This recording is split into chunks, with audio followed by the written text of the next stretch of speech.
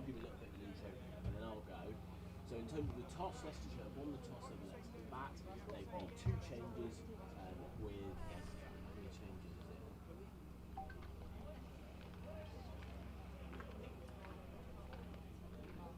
This is quite interesting. You can see how many messages you have sent to people.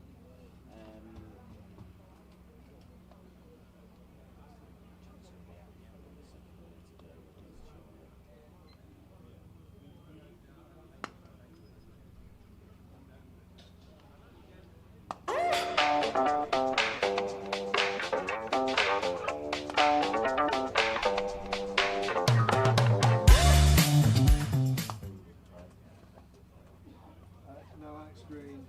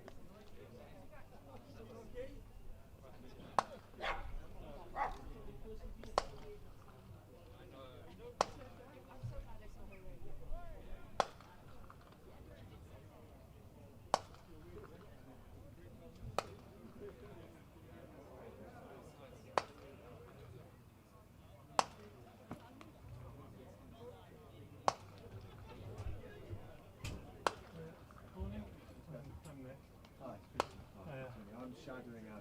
Yes, he's at mentioned.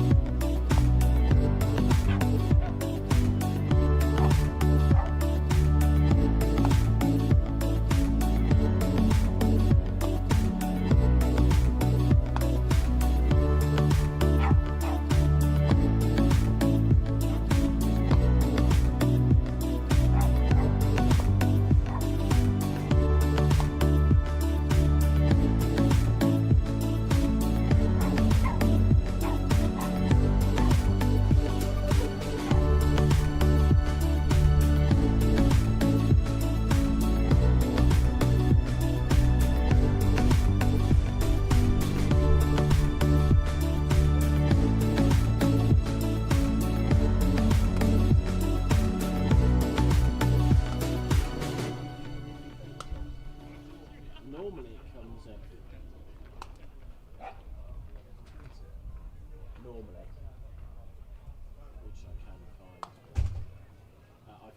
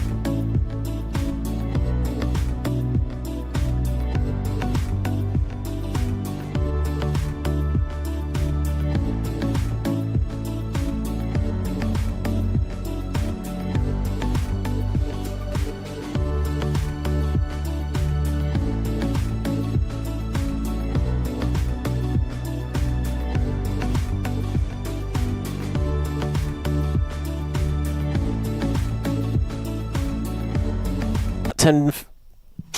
Let me... Hold on, what's the time? I'll go at 10:55:30, I'll start.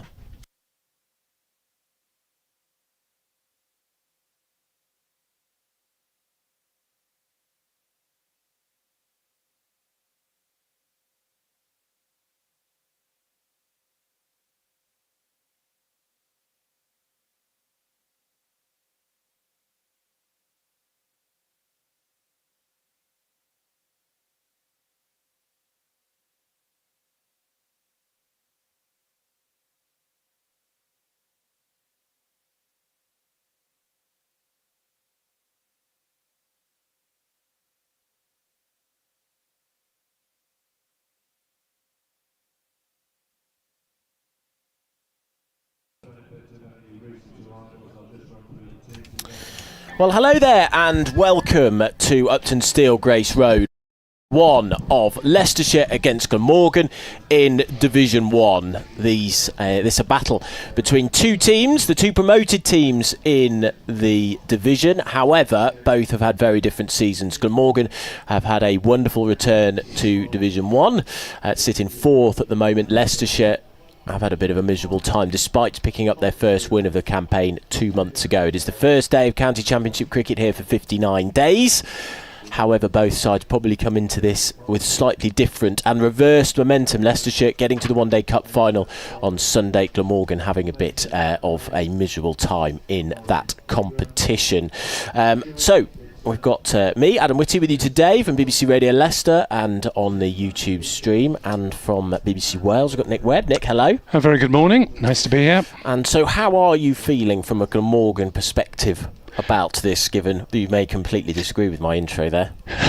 But I don't think anyone would be too worried about the One Day Cup. They did blood a lot of young players during that period, so it's a very different side with 5 players back from the 100 for this championship team, plus a debut for the New Zealand bowler Ray Toole, who's just arrived from Central Districts. He was the top wicket taker in the Plunket Shield in New Zealand last season, so it's more than half a different side from that played in the One Day Cup. In terms of the championship, 4th I think is better than most supporters would have dared hope for. Obviously the team will tell you that they're looking up towards the top, but I think avoiding relegation would be the first port of call as far as most supporters are concerned. Yeah, one defeat in the last 6, isn't it, for Glamorgan? They have done very well indeed. In terms of the toss, Glamorgan have won it. They have chosen to field.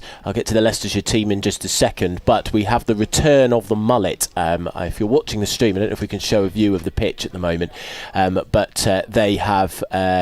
well, as you can see, a hair is not exactly a speciality of mine, but as you can see, the ends have been trimmed quite a lot more than the middle, which is like a meadow in the middle there. Very green and lush, the edges. You've got the measurements, haven't you, Nick? You were told the measurements. Yeah, 16 millimetres the grass in the middle of the pitch and 3 millimetres at the end, so it has really been shaved, and viewers to the stream will be able to see that there's a much lighter patch at the end, and anything short of a length is going to land on luscious green grass, and anything on a reasonable full length is going to end on the short stuff. So it'll need far better cricket technicians than I to tell you what effect it's going to have in practice, but as I say, it'll behave very differently depending on where it lands. Yeah, they did it against Yorkshire as well, and they won that game. They won it heavily, but it didn't make a huge impact. That was what was interesting, talking to Rahan Ahmed and Nick Kelly, who both got centuries on that. They didn't actually do that much to the pitch, but I think they've probably got a little bit longer in the middle, so we will see whether that does make an impact. In terms of the Leicestershire team then, quite a few changes from that win at Yorkshire, although they not as many from the One Day Cup. Leicestershire, of course, don't have the biggest squad, so don't change things too much. There's a first-class debut for Hamza Sheikh in there after he was their top scorer in the One Day Cup. 509 runs for him. Also returning to the team, Ben Mike and Tom Scriven. Josh Hull, it's a very new-looking bowling attack from their last county championship game. But two players who have stayed the same from that match 59 days ago are Rishi Patel and Sheridan Gums, who walk to the wicket alongside the Glamorgan players. For Leicestershire, they are running out of time in their attempt to survive. I think they probably do need to win this game at home and then hope to go to Scarborough next week and back that up to try and catch up to the teams above them. Glamorgan nearly there, Nick? Yes, in terms of survival, possibly if they get reasonable results out of this one, and Hampshire at home next week, Hampshire next to Leicestershire in the table, then they might be safe, but we'll wait until it's mathematically done. So sunny skies above, but we don't know how long that will last. We've got blue sky with a high white cloud poking through. There is a relatively decent crowd in for the first morning of the county championship as we strap in for what is 6 games in a row now, isn't it, that we've got? Yeah, it's heavy going, isn't it? All the way up to the end of September. And Leicestershire, of course, have that one-day cup final in the middle. So, starting us off from the Bennett end is going to be Tim van der Hoogten, tall, blonde-haired, the leader of this seam attack, or a regular part of it for quite a lot of time. Rishi Patel waits, bat raised as van der Hoogten comes in, bowls. There's a drive first up, which goes through square of the wicket on the offside. Full outside off stump from van der Hoogten, and he plays it away and gets 2 for his trouble. Patel off to Hampshire at the end of this campaign. These his last few games. Tim van der Hoogten, one of those players whose workload was managed during the One Day Cup. He played in the home games, the first 2 and the last 2 of the event, and didn't feature in any of the 4 away matches. He's bowling right arm over the wicket, running in towards us to the right-handed Patel, who drives, and that's carved through the covers as well. Square of the wicket through square cover, and he'll pick up 2 more. So van der Hoogten trying to tempt the drive from Patel, and he gets a single. He gets 2 more, apologies. 4 for no loss. Gums at the other end, who was playing for the second team for 18 months, waiting for his opportunity.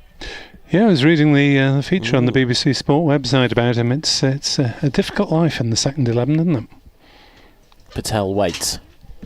So, update for BBC Radio Leicester coming in just a second. He drives again for the 3rd ball. This time he creams it. That's going to race away towards the boundary, but I think it's going to slow up. The outfield looks a tad slow. And I will give an update to Radio Leicester. He gets a 2 there. All well with the weather so far, Joe. And Leicestershire getting off to a half-decent start. They are 7 for no loss, having been put into bat by Glamorgan. The Foxes, in their aim to survive in Division 1, need victories and soon. And against a fellow promoted side, they will hope to do it today. They have gone pretty rogue with the pitch, Joe. They've cut the ends quite a lot more than the middle. Some are calling it the mullet, although, as you know, Joe, that's not exactly a speciality area for me, is hair. Leicestershire, 7 for no loss here at Grace Road.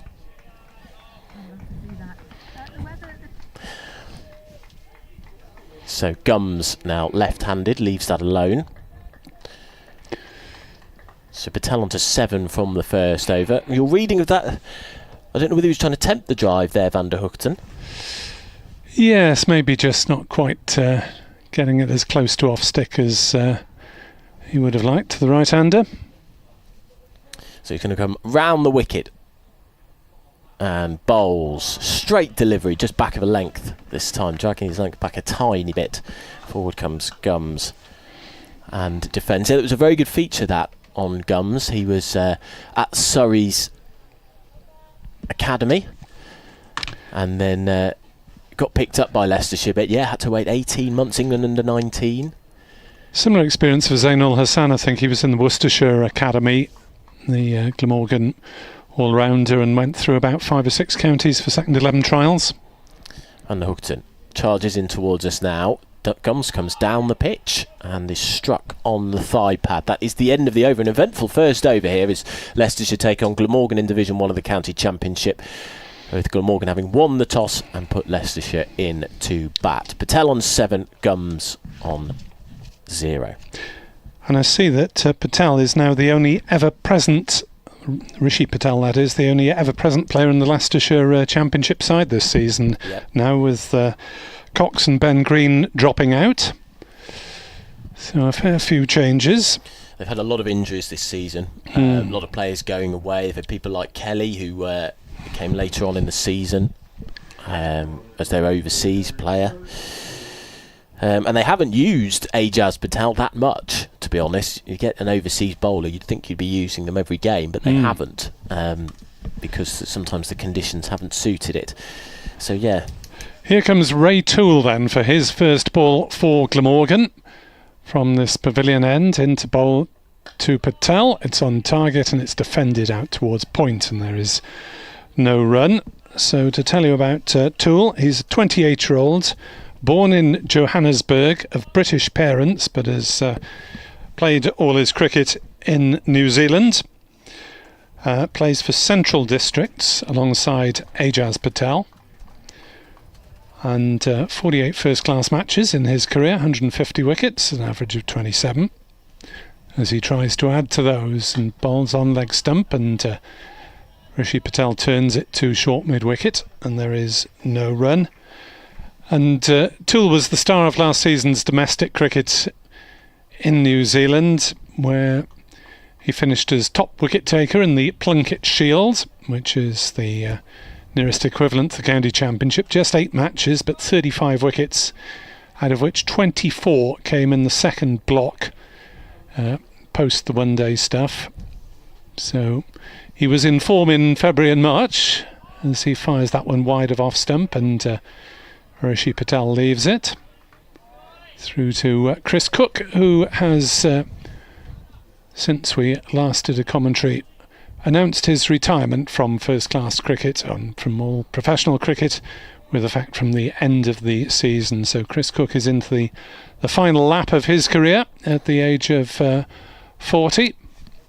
16 years it's been, hasn't he? He's been coming. Yeah, 16 years. He's been with Glamorgan as Toole bowls, and that's defended out on the leg side by Patel. Very much based in South Wales these days, rather than South Africa. Yeah, I saw he's going to live here. Yes, now that was in the press release. He has been based here for a number of years, really. Welsh wife and children.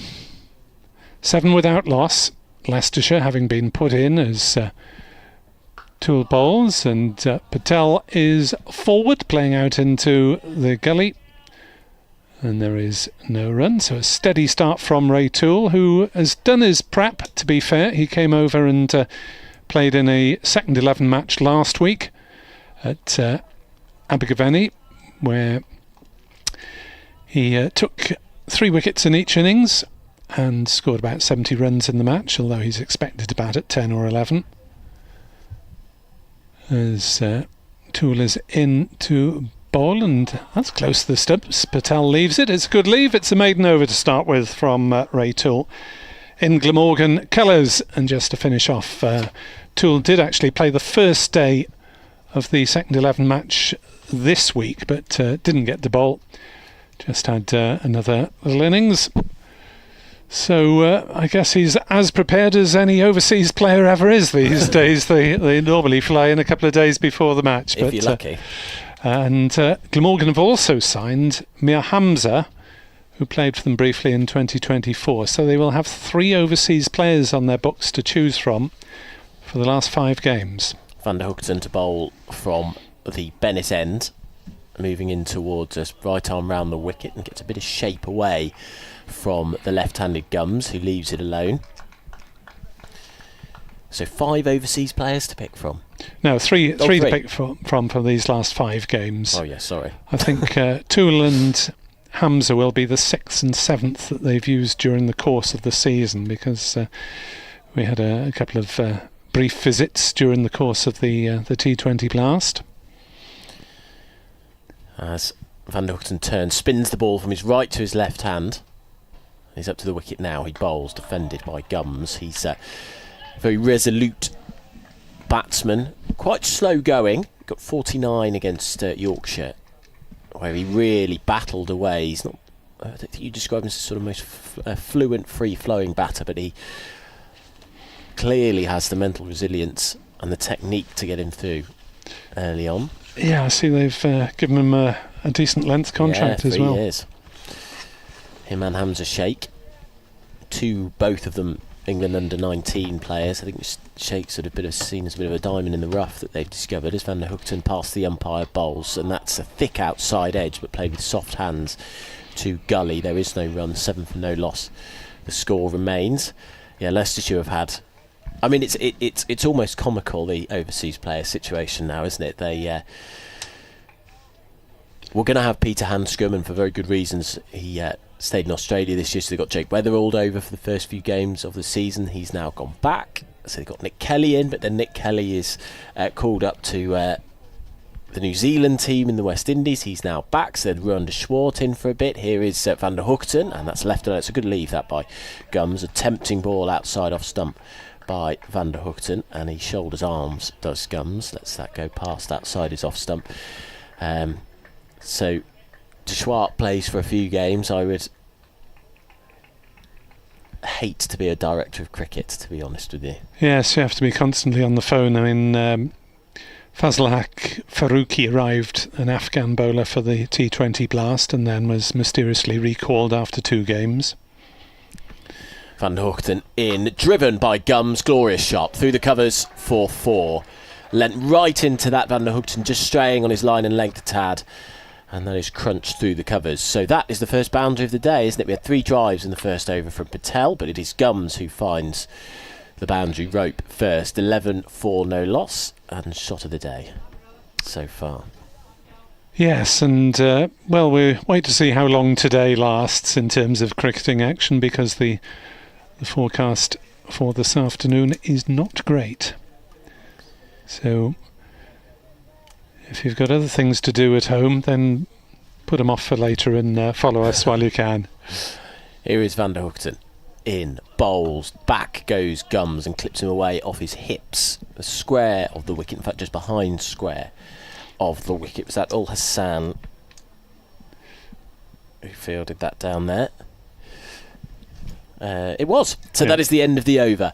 That is 12 for no loss is the score, with Leicestershire having put in to bat. They have a first-class debutant today in Hamza Sheikh. They've also brought back Tom Scriven and Ben Mike into this team. So quite a few changes. I'm surprised to see Alex Green left out, having done so well in the One Day Cup, having broken through a bit in the 2 county championship matches in the middle of the summer, but they have decided to go for a bowling attack of Hull, Patel, Mike, Scriven and Holland. And Ahmed, of course. Indeed. As in comes Toole, bowls, and forward presses Gums. I think he might have played that one deliberately inside the line as it went through to Chris Cook. Well, Ahmed ought to be elsewhere, of course, but is mysteriously not. Why, the England selectors have not favoured him as the all-rounder to balance the side, particularly after the departure of Ben Stokes from the international scene. Ahmed batting at 6 or 7 and bowling his leg spin would give you a far better balance to the side, I think. Much more of a bowler than Dan Lawrence, who's sort of playing that role. And he's such a good batsman. He as you say, I think it is bewildering to Leicestershire supporters who have watched him here play very good innings, very good 4-day innings. In comes Toole, bowls, and Gums shoulders arms to a ball that does rise a little bit outside off stump, maybe pitched on the dark green bit rather than the light green bit, and both batters do a bit of synchronised prodding. There's some worms with concussion in that area of the pitch, but presumably it was what the management asked the ground staff for. I think there's some small mammals in that length of grass, not just worms. Could be anything. Toole is in, bowls outside off stump. That one goes through a little bit low 12 for no wicket here on BBC Sport Online. Nikesh Ragani is warming up next door. He's our third member of the commentary team, and Christian's with us as well. Yeah, Christian's going to make his debut today. Let's hope the rain stays away then. As Toole bowls and Gums defends it out on the offside, where Al Hassan scampers in from cover and does the fielding. 12 without loss in this fourth over here on BBC Sport Online from BBC Radio Leicester and BBC Sport Wales. Also on the club streams, so welcome along wherever you're listening stroke watching. As Toole in for the fifth ball of the over, and Gums is forward, pushing it out into the offside, and again there is no run. Just seen on Jake Weatherall, I previously mentioned, just seen he's signed a deal with Warwickshire for next season. So very good morning to the Glamorgan scorer Andrew Hignell, who's not with us today, but hope all goes well for you, Andrew. And it's Byron Jones who is dotting the scorebook today. That's through outside off stump. It keeps low and it's parried by Cook on the second bounce. So it's another maiden over from Toole at the start of his Glamorgan County career. He did play very briefly for Durham, and he played 4 one-day cup games for Essex back in 2022, where his debut was against Glamorgan at Chelmsford. That was his first venture into county cricket. Played, I believe, one championship match for Durham when he was playing local league cricket. He has played quite a bit of British club cricket as well, and so should be used to the conditions, particularly since he's from New Zealand, which is more similar than Australia.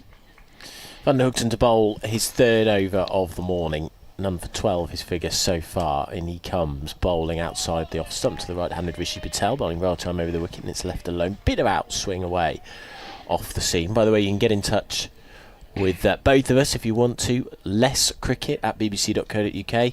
When I was offered the chance to pick the email address, Nick, I thought that shortening Leicestershire to less, like you would do if you were writing a letter, seemed like a sensible thing. Fair enough. Glamorgan equivalent as well, Glamorgan cricket at bbc.co.uk. Well, that's much easier to explain, but I've realised I'm going to have to spend the rest of my life explaining how to spell less cricket. Leics cricket, one word. Here's Van der Hoogten in outside off stump, but a bounce, bit of spit off the surface there, and it's left alone. Yeah, so Leics cricket at bbc.co.uk if you want to get in touch with me, Nick, Nikesh and Christian.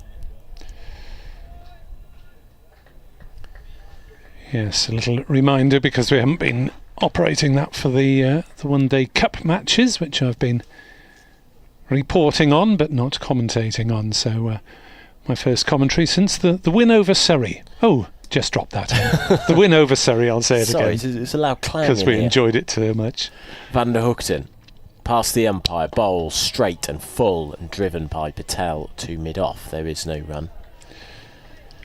Almost as much as we enjoyed saying the win over Somerset, which was a particularly interesting game where Glamorgan snuck home by 2 wickets, having scored at barely 2 and over in the chase of 270 odd. It was a very long drawn out process. But some incredible victories. I mean, if you're a Glamorgan supporter, beating Surrey, beating Somerset, it's stuff you could only dream of, really. As Van der Hoogten is in, he bowls, and that's beaten Patel outside the off stump. Lovely little bit of shape away, angling in, then moving away off the seam, and that's a gorgeous bit of bowling. He's found his lines and lengths and his rhythm, Van der Hoogten, in this over. Yeah, just to put things into context, since the division of the Championship into 2 divisions in the year 2000, Glamorgan have only been in the top flight for 2 years, and on each occasion for a solitary year. In other words, they went straight back down again, so they've never survived a first division season. And it is Van der Hoogten, tall, blonde haired, kicks up his heels and bowls a straight delivery of a fuller length, and forward comes Patel and defends. Again, there is no run. So what have they done? Because my guess is, look, Leicestershire won the league last year. Glamorgan came second. And with Leicestershire, it was their first return to the top flight since 2003. So they're both in a similar situation. But it is intriguing that it is Glamorgan who have done far better than Leicestershire, who have really struggled. Yeah, I mean, they've had a fairly consistent team, and they've got the most out of what they've got, I think it's fair to say. Van der Hoogten in bowls.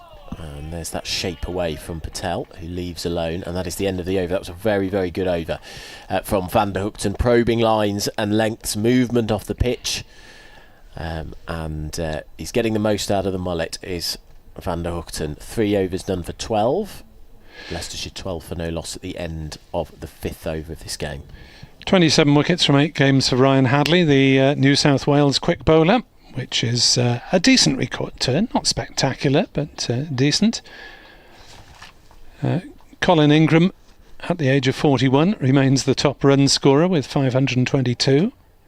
So we've got a 41 and a 40-year-old in this. Yep. Van der Hoogten's 35. As Toole bowls and Gums is forward defending. Dixon's 34.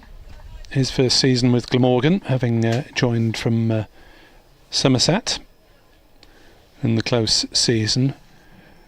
So I think Glamorgan are mindful that obviously they'll have to replace Cook next season.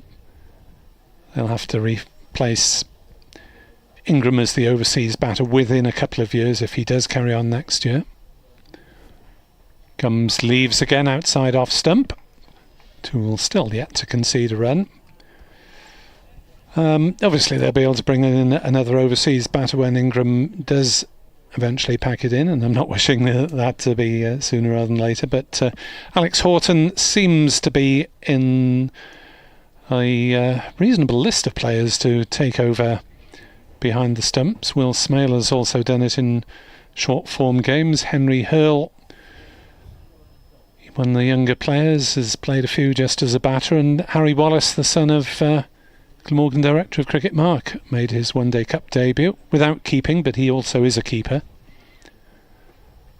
As Gums plays that one solidly on the leg side, very much off the middle of the bat, as you can hear. So they have got 4 contenders really to take over the gloves from Cook, and say be able to recruit an overseas batter to replace Ingram, and they'll hope to strap Tim van der Hoogten up, wrap him in cotton wool at certain times of year and keep him going for another few years, I guess. As Toole is past the outside edge of Gums, whether he played inside it deliberately suggests that he does in his repetition of the shot. But there have been younger players coming through, like notably Tribe and Callaway in the last couple of years. And I think there are others who have made their presence known in the One Day Cup. Tom Edwards, a 17-year-old bowler, looks very promising for his age. But they're light on seam bowling going into this final block. It's Toole bowls and Gums steers it down into the gully, and there is no run, with Norton and Leonard now out for the season. McIlroy currently injured. O'Riordan, a 24-year-old Aussie playing on a British passport. They've just given him a contract after 3 appearances in the One Day Cup, the first 2 of which I have to say were difficult for him, but they've obviously liked the raw pace that he might offer in future seasons.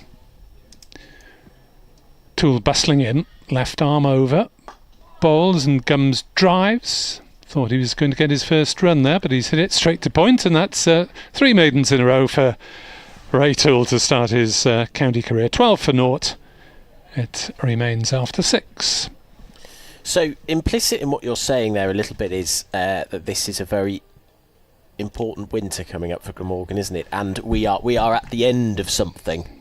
Yeah, I think it's a transitional couple of years, and the challenge is to keep standards up while maintaining that tradition. I think, though Glamorgan didn't get the results in the One Day Cup, they only won 2 out of 6. There were important contributions from younger players to the things that they did do well.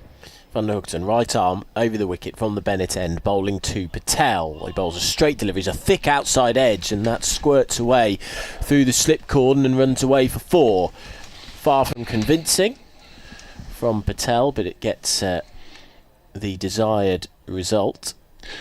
Just angling in that one. They were just watching the replay.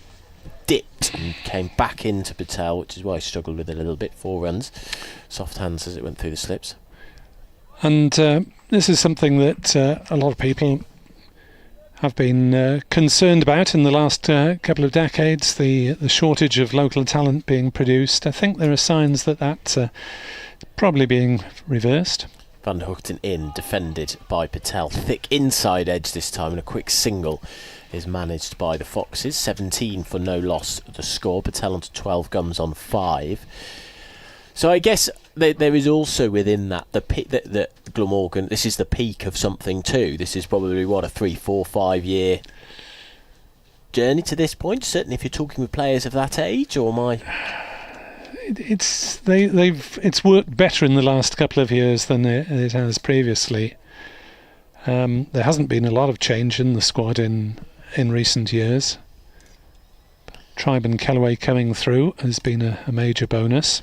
Bounding in is Van der Hoogten round the wicket, and that's a ball of a good length that is left alone by Gums. Raises his bat above his head and lets it go through.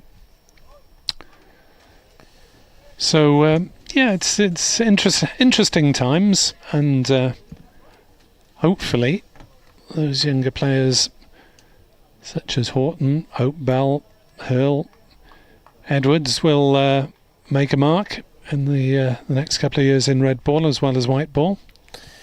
Van der Hoogten turns, long run up.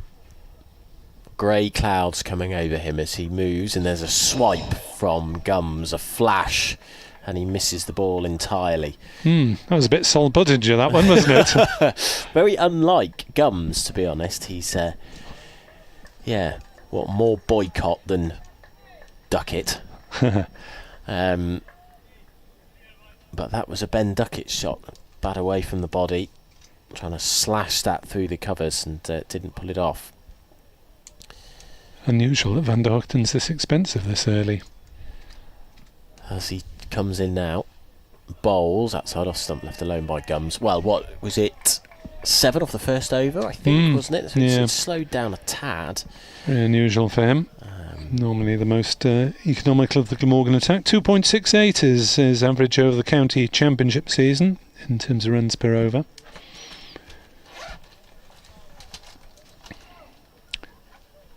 And I presume with the likes of Gums and Sheikh being given longish contracts, that's part of the Leicestershire rejuvenation process.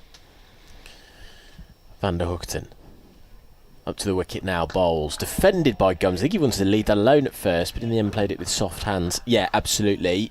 Sheikh, I think, is the is emblematic of where they want to go with things, which is young English talent. I think they want people to stick around. I think they want to invest in players. They don't have a lot of money. They can't have a big squad. They need players that are going to play in all 3 formats. And Sheikh seems to be a perfect example of that, really. Someone that they have often had to make the best, to be blunt about it, they have had to make the most of the players that other counties don't want. And you see that with, you mentioned Buddinger, you see it with Patel, who's out there at the moment, who Essex didn't want. Someone like Ian Holland coming towards the end of their career. Johnny Tattersall, another prime example of that. So, yeah, 17 for no loss, 7 overs. Here comes Toole and bowls, and it's a no ball. That's the first runs he's conceded then, after 3 maidens. And Leicestershire tick on once the scoreboard has seen it to 19 without loss. So run through the sides. I'll give way to Nikesh at the end of this over.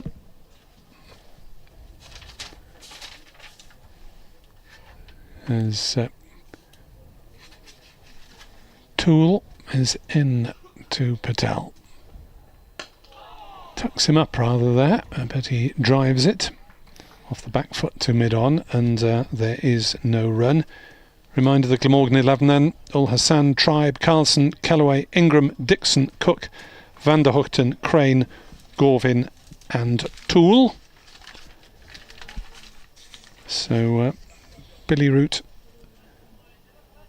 dropping out of the starting side from that which played against Surrey. Norton and Hadley also departing. Toole bowls, and there's runs off the bat for the first time off Toole. Just the single wide of mid-on as Van der Hoogten retrieves. 20 without loss. And the Leicestershire 11, which is in the order that it was written down on the official team sheet: Patel, Gums, Rian Ahmed, Sheikh, Kelly, Tattersall, Holland, Mike, Scriven, Ajaz Patel and Hull. So Josh Davey free to concentrate on parental duties. He's been celebrating fatherhood recently, as that's through outside off stump. Plenty of bounce in that one as Chris Cook takes it chest high. A little bit more cloud coming overhead. Some of the weather forecasts suggest that we might not get much beyond the lunch interval. Is that what it's saying? I tried to have a look. Different weather apps tell you different things. So yeah, I wasn't sure. BBC and Met Office tend to agree that the danger is sort of 1-2 o'clock-ish. Toole bowls, keeps a little bit low, but Gums blocks it out on the offside, and there is no run. So a nice solid start from the point of view of the Foxes. Glamorgan having won the toss. I'm not quite sure what the coin was, but it was made such that Ian Holland had to explain to Kieran Carlson which was heads and which was tails, and Kieran Carlson sounded slightly dubious that he had won the toss, but he had. Toole in, bowls, and Gums pushes on the leg side and will go through for a quick single, since the ball was just dribbling very slowly towards Van der Hoogten at mid-on. So solid it continues to be for Leicestershire, as they all change over between right and left-handers. That's the last ball of Toole's over, which has conceded a whacking four runs. And after his 3 maidens to start with. Overcast. Crowd a little sparse compared to the One Day Cup in particular. As Toole bowls, and Patel blocks it out on the offside. And Nikesh Regani will be in to join Adam after a word from him. Thank you very much, Nick. 21 for no loss to score, and yeah, Toole's figures: 4 overs, 3 maidens, none for 4. We had a quick start with 7 runs off the first over, but ever since then there's been some tight bowling from the Glamorgan openers, Van der Hoogten and Toole. And so a patient start from Rishi Patel and Sheridan Gums on day 1 of this game. Reminder, Glamorgan put Leicestershire into bat this morning with what sounds like a very ceremonial style coin. Here comes Van der Hoogten, bowling from the Bennett end. He's past the umpire, he's up to the wicket, bowls, and there is a drive from Gums. He misses it, and that's a false shot from Gums. There is no run. Good morning, Nikesh. Good morning, Adam. Good morning, everyone. It's not that good a morning, is it? The clouds just getting a little bit darker up above. Still a bit of blue sky in the distance to our right, where the weather tends to come from. So fingers crossed we get as much play as possible before the rains do come, and they will come, won't they? I think that's one thing we all are agreed on. Van der Hoogten storms in now, past the umpire, bowls. It's of similar length, but Gums plays this more sensibly forward and defends straight back to the bowler. And it's a dot ball. Yeah, I think we're expecting some sort of rain today. I think Nick was saying 1 or 2 o'clock, wasn't he? Let's do. Man looks up on the internet.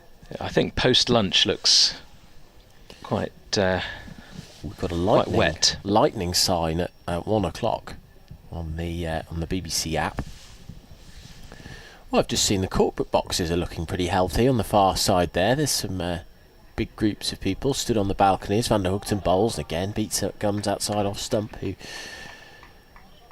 sort of withdraws his bat back into his body, but he definitely played at that at first. Gums 6 off 31.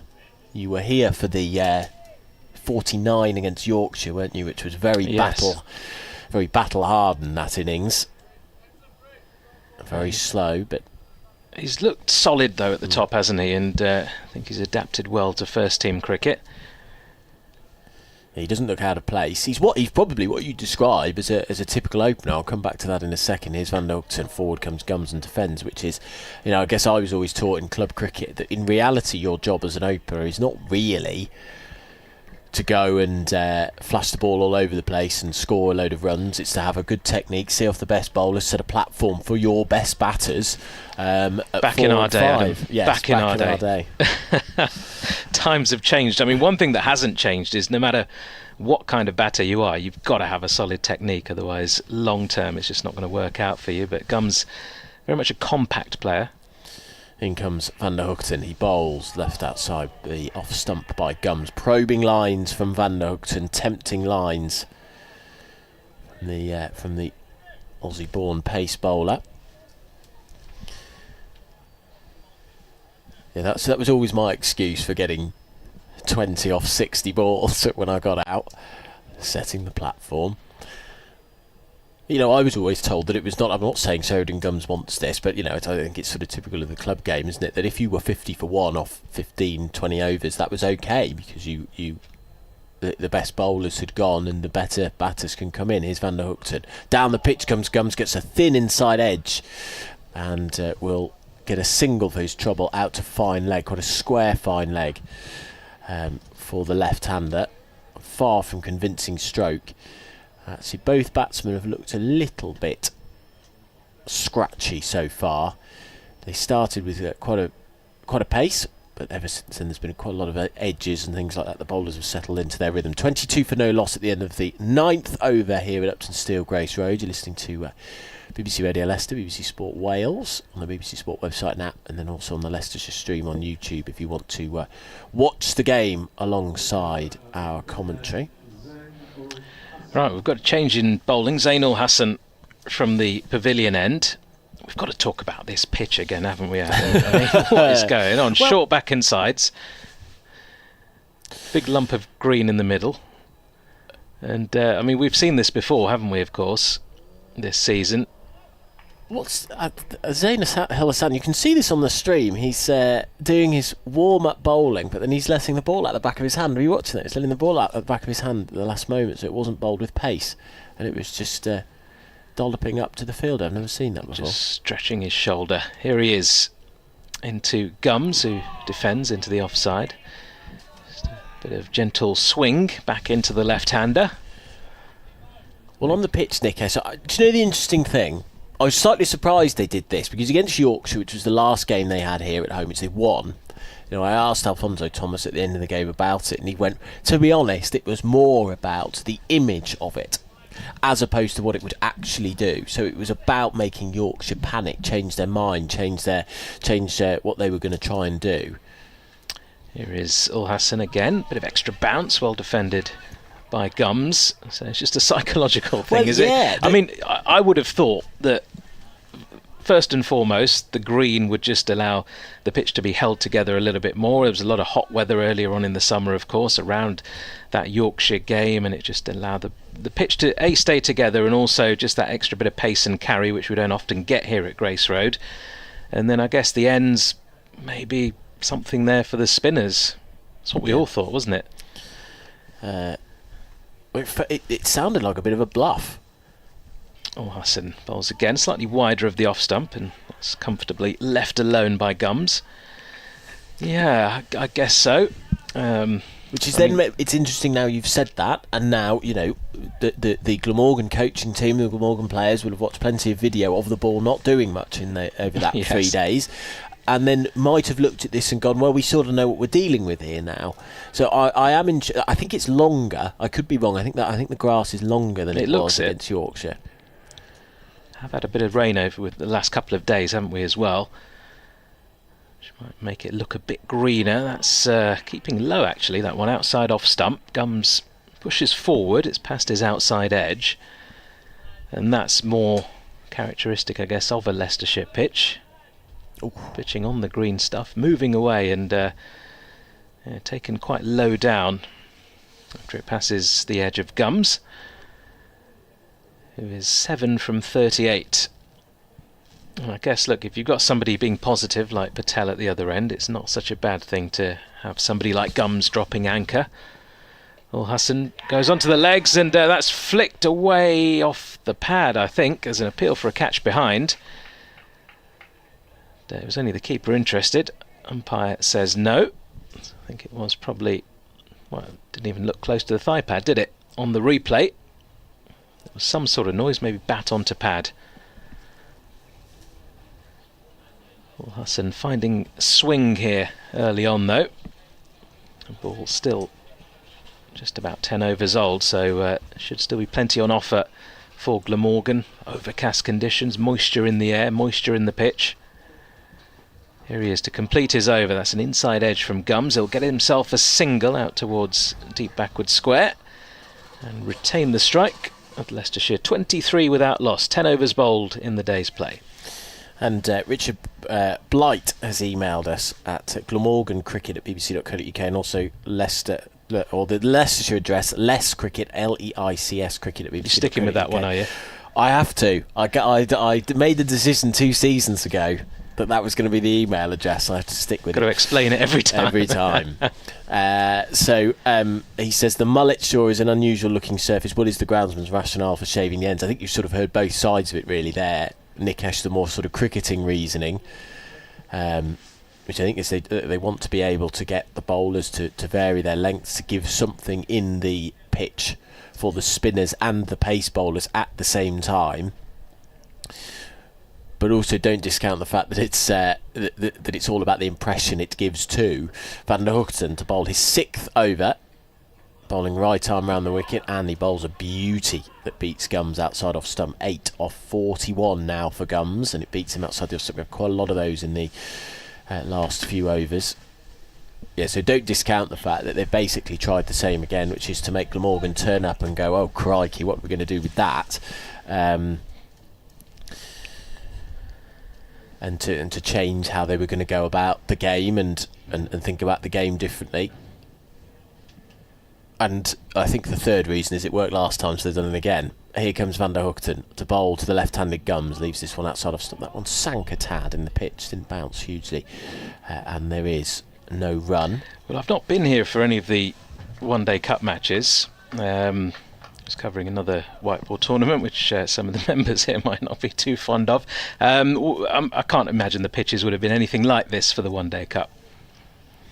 No, I doubt it. To be fair, I wasn't here. I've been on holiday. You haven't complimented me on my tan, Nikesh. I'm disappointed. 23 for no loss. Got a long way to catch me up. In comes Van der Hoogten. Bowls. That's a glorious drive from Gums. He's been trying to play that shot, I think, just relieve a bit of pressure. And a swipe to the few and flash to the few, but on this one he middled perfectly through the covers. There's a big gap there to try and get the drive from Gums, and he timed that to perfection. 27 for no loss. That's Gums' second 4 of the innings, and he moves on to 12. Go on then, you're itching to tell us. Where did you go? I had 2 holidays. I went on a group trip. I don't know if you've ever done one of those, like a group trip with random people to the Dolomites. Okay. Which was wonderful. And then I had 10 more days on my own in a place called Le Marque. I'm doing the accent stupidly for a reason. Here comes Van der Hoogten, driven to sort of short mid-off. There is no run. So I've been learning Italian, Nikesh says, so I've got a tutor. And so I wanted to practice it and go to a place that wasn't full of red-faced British people. So I went there. It was absolutely beautiful. I can't recommend it enough, that part of the world. Spelt March with an E. 27 for no loss is the score. As Van der Hoogten comes in, bowls left by Gums. There is no run. The first 10 days were in the Dolomites. I don't think I said that, did I? So have you been to the Dolomites? No, never. So it's absolutely beautiful. I've never been before. A beautiful mountain range just by Venice. Have you been to Venice? That is on the list. I've done Rome. Rome's a beautiful city. It's the only place I've been to in Italy, actually. Rome. But we went to Venice as part of the trip, which was nice. It's very busy, very hot. Any nice romantic gondola rides? No, I got quite a few water taxis that, as Van der Hoogten is in, bowls, and that's a squirts away off the top of the bat from Gums and dribbles out into the offside. There is no run, which I can tell you they're packed full of people, and it's 40 degrees, and you're going round. End of the over, 27 for no loss, 11 overs. You're going round Venice, and you just it's a bit miserable at that point. Venice is fine. I've done something.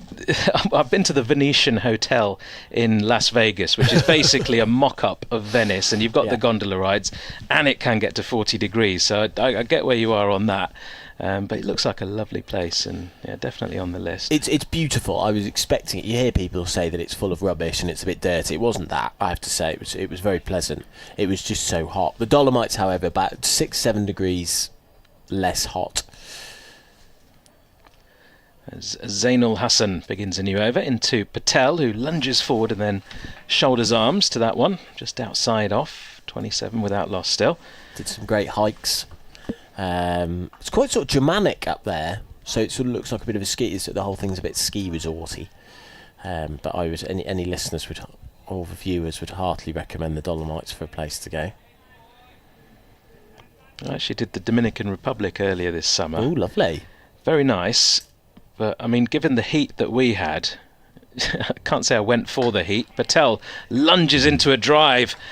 And that is going to run away for 4 out towards the extra cover boundary. Slightly over pitch there from Zainul Hassan. Bit of width outside off as well. And another wonderful bit of timing from Rishi Patel. 31 without loss. We've had some nice drives. I think what's been interesting about this morning is it's sort of ebbed and flowed, hasn't it? We had Leicestershire starting off with a flurry of shots, a flurry of drives, then Glamorgan's bowlers settled back into it. But I just get the sense that Patel and Gums, here we go, here's the commentator's curse, Nikesh, I've just found their rhythm a tad. You've taken a few wickets for the opposition this summer, haven't you? Oh, that one keeps low, and it's almost through the defence of Rishi Patel. Adam Whitty almost strikes again. It's usually from the pavilion end, I've noticed as well. Again, pitching on the green stuff in the middle of the pitch, and just shooting through. I think it might not be a bad toss to have lost here for Leicestershire, given the fact that it's only going to get slower and lower. That variable bounce will certainly come into it as we get through days 3 and 4. Another defensive shot from Patel there, out towards backward point. And there's no run. Mr. Consistent at the top of the order, Rishi Patel. You can always rely on him to at least get you a start. Perhaps been a little bit guilty of not going on in recent times. Well, yeah, what is it, 550s? 1 century 550s. So he's set the platform plenty of times, but I suspect he would agree that he has given away opportunities. Here is Zainul Hassan again. That's been whipped away leg side, but fielded there at mid-on, and there's no run. He's been in decent form in the One-Day Cup as well. A couple of hundreds there, but a few low scores as well scattered around the place. Hundreds against Northants and Surrey. And then, 4 single-figure scores as well. A couple of scores in the teens. 39 against Gloucestershire. Zainul Hassan bowls, and that's left alone by Patel. Outside off, end of another over, 4 from it.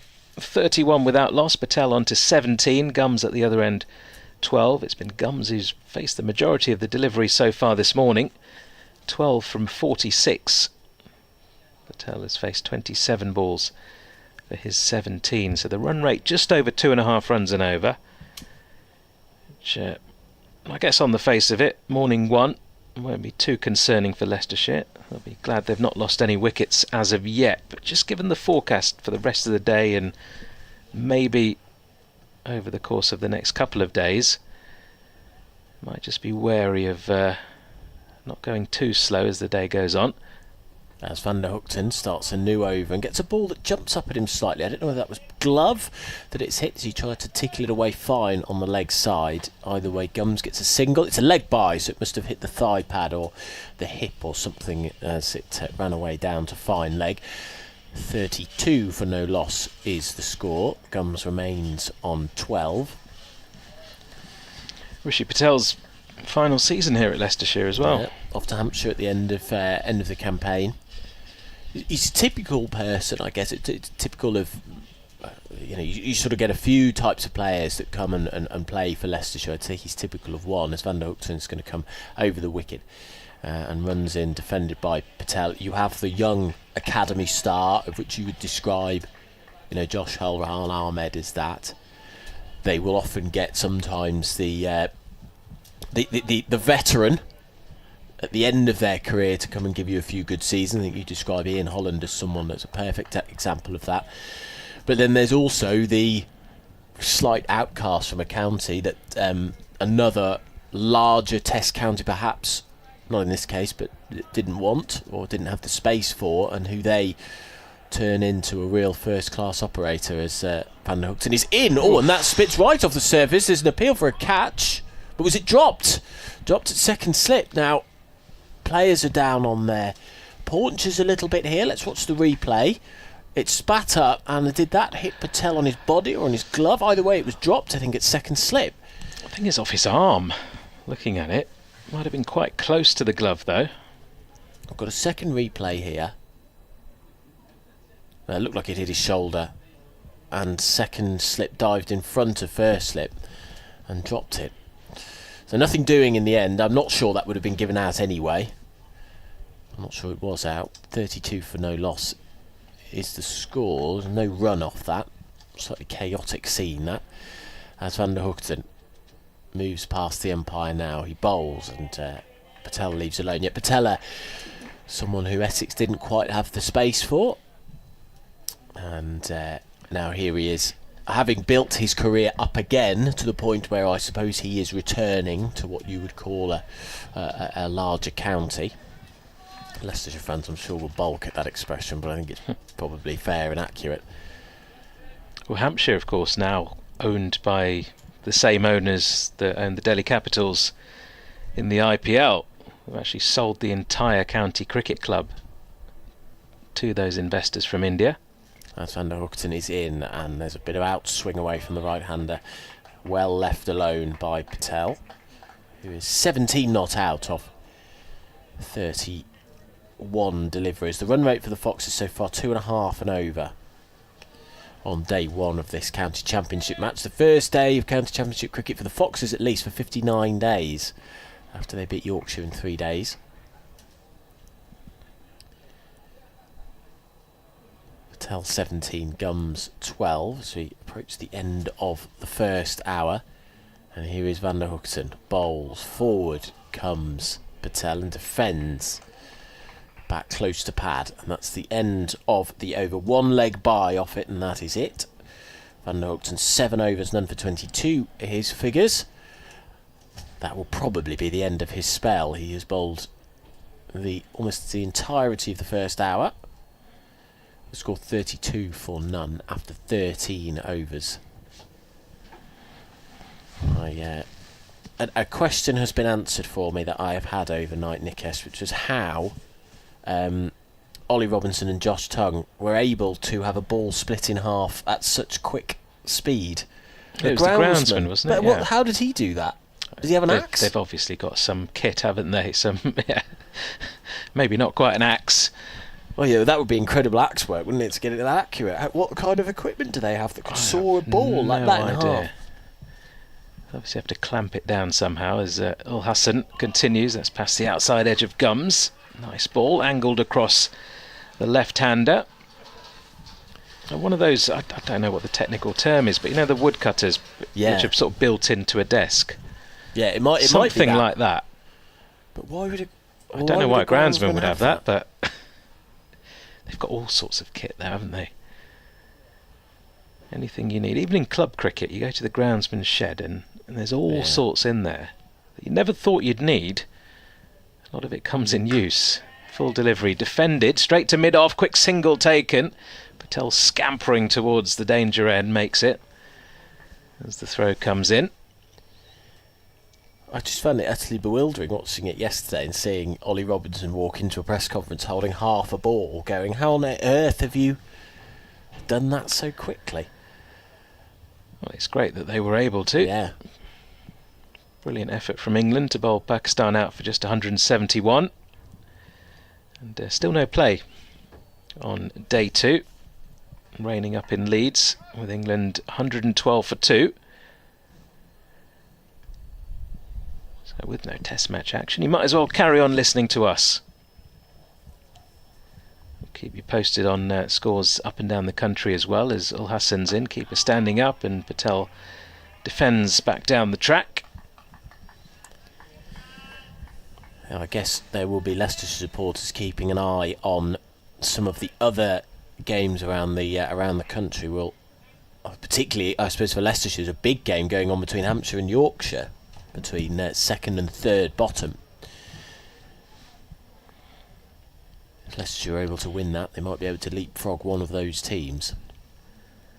Ul Hassan bowls and Patel leaves alone outside off. And, that flick the glove of Cook and then go to first slip. Have a look at this replay, bit of extra bounce on that delivery just outside off. And yeah, it's just flicked his glove and first slip takes it on the rebound. Never easy standing up to seamers on a pitch like this with variable bounce. Leicestershire 33 without loss. As Ul Hassan runs in away from us, bowls, and that's driven by Patel through the gap there at cover. It's racing away towards the boundary. It's not quite going to make it. Good bit of relay fielding. Keeps it down to just a couple. Just trying to tempt the drive. Ul Hassan just bowling slightly back of a length, but on a teasing line. I'm not sure that was perfectly executed, that drive. He's got 3 slips still standing there, Ul Hassan, looking for that edge. Patel not afraid to drive so far this morning. He's on to 19 from 35. Ul Hassan bowls and well, that's not going to tempt Patel. A little bit too wide of the off stump, left alone. Bright sunshine now at Grace Road, which is great to see, but I can just see a bit of dark stuff in the distance over to our right. It's usually where the weather comes in from. The viewers on the stream being treated to our faces. What a joy for them. 35 for no loss then. Leicestershire nearly getting through the first hour unharmed. So let me talk you through the table. I'll get to the Glamorgan permutations as well, as I know we'll have plenty of listeners from across the Severn Bridge tuning in. But I suppose for Leicestershire, this is the table as it stands. So Surrey in 7th on 91, Yorkshire 89, Hampshire 72, Leicestershire 72 at the start of the day's play. So Leicestershire will feel that those are probably the 3 teams that they can overturn. Essex on 105. You've got a great title battle going on above them with 6 teams in the fight. Toole is going to be the man bowling from the Bennett end and immediately beats Gums outside his off stump. 4 overs, 3 maidens, none for 4 for Toole so far. But he's going to run down the hill from the Bennett end, bowling left arm over the wicket. So Leicestershire will have their eyes on probably those 3 teams to try and leapfrog and get into safety. And at the moment, Yorkshire 25 for 3 down in Southampton as Toole comes in. He bowls. That's driven at by Gums, who is on 13 not out, and there is no run. So good start for Hampshire there. Well, if that was rained off quite early without many bonus points being acquired by either team, that would be ideal, wouldn't it, if Leicestershire can win here. Yeah, perfect result. I think a draw there. Elsewhere, Somerset 80-1 against Essex. That's Nottinghamshire 17-3 at the Oval against Surrey. So that's driven up by Gums, but a thick inside edge onto his toe. There is no run. And then Sussex 21-1. That game has been delayed by rain. So, yeah, a draw would be ideal for Leicestershire and a victory there. And I suppose for Glamorgan, they will just keep it. I mean, it's so tight. Nottinghamshire top on 116 and then Essex on 105 in 6th. So there's a fascinating title race going on there as Toole bounds in long strides and beats Gums outside his off stump. Another false shot. Yeah, very tight up there, as you say, and well, Surrey, I guess, determined to get back amongst that pack, and they've got Nottinghamshire 17-3 down at the Oval. Just looking at that, and there was only a 19-point gap between Leicestershire bottom and Surrey, who where are they? 7th, so 3 places above them. So Surrey closer to the bottom than the top.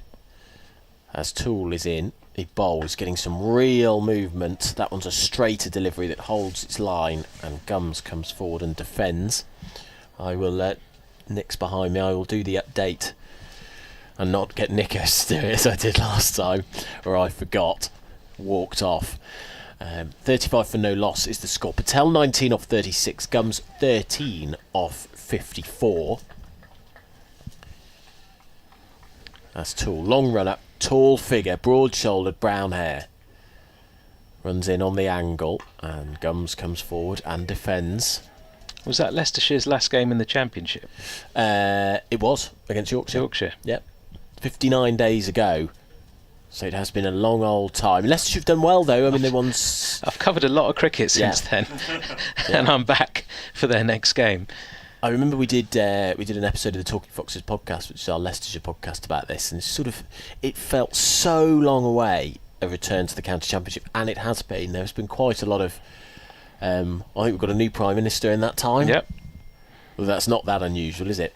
I mean, quite a lot has changed. Well, you've been on 2 holidays. I've been on 2 I've been holidays. on 1 holiday. I've been up and down the country covering England games, 100 games, and I'm back, and I've not missed a thing in the Championship. I think what's interesting is the difference probably in momentum that these two teams have got. You would have said Glamorgan were flying after beating Surrey 2 months ago, whereas Leicestershire were despite that win at Yorkshire, I suppose it would have given them a boost and kept the heart rate monitor beeping in terms of their hopes for survival, to use a horrible metaphor. But I think the One Day Cup campaign has turned things around slightly for Leicestershire. Certainly they will feel a lot more confident about themselves, having got to the final. They're second in 4 years. I'll carry on until this update comes, if that's okay, Nikesh, as Hassan moves away from us now up to the wicket and bowls. Straight deliveries, getting an outswing to the right hand. That is Al Hassan. Sort of hooping movement we've got all of a sudden. That's the grey clouds to our right hand side. Near, they look ominous. None for 8 off 3.1 overs. Al Hassan. And it is a real shame. Look, I get it, and I get why the 100 is important from an objective standpoint, and I get why they put so much effort into it. As Al Hassan bowls, and that's taken. Edgston caught. Nick from Patel is a wonderful catch at second slip, diving down to the left hand side, and Glamorgan have got their breakthrough. So ball outside of stump, just holds its line, and it's caught well. So that is the first wicket of the day. Update coming from BBC Radio Leicester.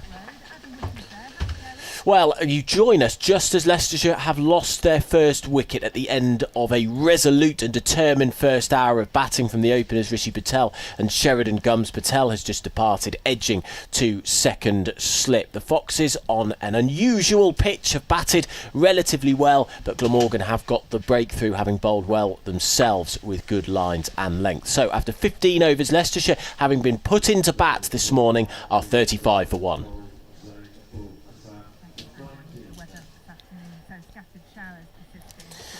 Right, I will head off at that point, hand over to Nick Webb, but not before I answer an important question that he had, which is the nature of the coin.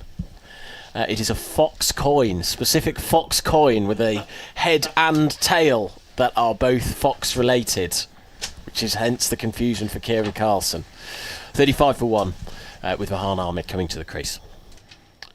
I'm not sure how that could be confusing. A fox's head is just a fox's head, and the tails are quite fluffy, aren't they? So, I don't know.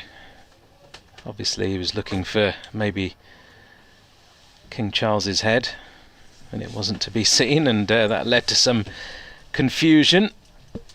But as I was saying earlier, despite the loss of that wicket, not such a bad toss maybe for Leicestershire to lose. They got through the first hour without losing a wicket, and we've seen some variable bounce so far, haven't we, Nick? Good morning. Or good afternoon now. Good afternoon, yes, just after sun over the yard arm or whatever. I suppose it's what Leicestershire wanted, wasn't it? A bowler-friendly pitch, given the unusual cut that we've been remarking upon. The new batter then, Rehan Ahmed, readying himself. 3 slips in place. It's going to be Ul Hassan, the wicket taker, into him from the pavilion end. Here he is, running away from us. Bowls, and Ahmed gets one on his pads to begin with. He flicks it away really nicely out towards deep mid-wicket. Hasn't quite timed it perfectly. It won't quite reach the boundary. He'll help himself to a comfortable 3 runs in the end. Mason Crane, the chaser there. And since my last visit, credit to Leicestershire, we've actually got a screen that we can see what we're talking about in real time. That previous chance in inverted commas to Tribe, you thought it was off the shoulder rather than the glove. Yeah, certainly looked that way. On the replay, there was a bit of excitement from the Glamorgan fielders. Ul Hassan's into Gums, and that's another play and miss outside off stump. There's been a few of those from Gums, particularly when facing Ul Hassan, with the odd one swinging back and then the odd one just shooting across the left-hander. It's been a really good spell by Zain Ul Hassan so far. 1 for 11, a couple of balls left in his 4th over. Yes, it's an interesting role that he has in the team. I mean, his stats as an opening bat, averaging 28, not great, but he does provide very useful balance to the side as a seamer as well. There he is once more, and Gums down on that one, defends into the offside, and there is no run. Did you come up last night then, Nick? Yes, managed to find yet another new way to hit traffic in the Midlands. Usually stick to the motorway around the M42, but that was coming up as red on various maps, so went through some A roads and found every bit of roadworks in the East Midlands, I think. Dear. In comes Ul Hassan, bowls, and again Gums defends into the offside for no runs. Usually when you hit sort of the West Midlands, isn't it, Birmingham, and it's very busy around there. End of the over, 38 for 1 Leicestershire. So what was the weather like in sunny Wales? Was it yesterday, or was it cloudy Wales? It was cloudy and cool, but not wet. I mean, frankly, a bit of cloudy and cool is quite welcome after. I mean, I'm normally a sun lover, but you've got a couple of issues at the moment that make me not quite so keen to seek the sun as usual. I wonder if we're going to see any spin before lunch. Possibly not, if Glamorgan stick with the seam. Toole is into his 2nd spell. We've got Gorvin to come. They've only used the 3 seamers so far. We hope we make it to lunch with all that dark cloud coming in. Met Office threatens 80% chance of rain at 1 o'clock. As Toole comes in, left arm, and that's edged and caught, and Ahmed departs straight away for 3. It's 38 for 2, and Glamorgan making the headway that they wanted to in this morning session. Toole getting his first wicket for Glamorgan, as that was rather a loose drive from Rehan Ahmed It flew to third slip and comfortably taken chest high. Yeah, nice delivery, but as you say, loose shot from Ahmed early on in his innings, just the second ball he faced, having a flash at one just outside off stump, and that's a big wicket for Glamorgan there. Two key players for Leicestershire at the top of the order, Rishi Patel and Rehan Ahmed, both on their way back, and after Leicestershire did so well to not lose a wicket for that first hour, they've now lost a couple in quick succession, and you've got to say it's Glamorgan on top here. Leicestershire 38 for 2, and Toole in amongst the wickets now. Yes, well, Ahmed batting average of 35 coming into this game, but a century had accounted for most of it, or half his runs, so hasn't got the weight in 4-day cricket this season. I still think he ought to be further up the England pecking order than he is, but he won't demonstrate it in this particular innings, as in comes Hamza Sheikh, technically on loan, but permanent move has been made in effect from Warwickshire. First class debut for Leicestershire as well, after performing so well in the One Day Cup recently. It's really been a star for Leicestershire in that competition, but very different conditions that he'll be facing here against Glamorgan. His last couple of scores, 93 against Kent, 104 against Notts. Yes, his first-class career amounting to 8 matches, high score of 91, but an average of just 20. So he's yet to prove himself in this form. 38 for 2 as he faces up to the Kiwi Toole and drives nicely on the onside, but it's misfielded at mid-on. It's gone through Al Hassan rather, and gives Sheikh a nice little Brucey bonus of 2 to get off the mark. It's not bad, is it? You come in and just knock one to the fielder. You think, yeah, I've played that solidly enough, and then it goes straight through. Easy couple of runs. So 40 for 2 Leicestershire on this first morning of the game. Been giving you doom and despair about this afternoon's prospects, but has to be said that the weather for the remaining 3 days looks reasonable. As Toole bowls to Sheikh. There's an appeal for LBW. Sounded as if there was a bit of bat in that at first shout for me. Is the umpire going to signal leg by? Yes, he is. So that was wrong. He scampered through for a single, but presumably pitched outside leg stump. Left arm over bowler to a right-hand batter. 41 for 2. With the extra added. I reckon according to the Met Office radar, 12:30 is when we might get a little bit of rain, and then by 12:45 it's probably going to be heavier. As that's driven nicely and stopped by Zain Al Hassan to slightly ironic applause, I think, from his teammates, as he gets a mock high five, having rather run over the previous one. Was hit in his direction. 41 for 2. There's some big patches of nasty dark blue stuff on the radar that Nikesh has got up on his laptop. Toole in, bowls to Gums, who's solidly forward in defence. Playing it back to the bowler. No run. So he's soaked up a few balls as Sheridan Gums, 13 off 60 balls, 10 overs worth. He doesn't mind doing that from what I've seen early on in his first class career, but that's what opening bats should be about in red ball cricket. See off the shine and build a platform. Makes things easier for your mates, even if you're not scoring heavily yourself, as Toole bowls and Gums blocks it again back to the bowler. And there is no run. Batting to come, Kelly Tattersall. Holland, listed as 7 on his own sheet, so he should know what he's talking about. He has, of course, opened and batted 3 for Leicestershire in the past. back in action and resuming the captaincy. After his little trip out to the US, some Major League cricket. I can't confess there's a lot of cricket that goes on around the world. Don't know exactly how he got on in that competition.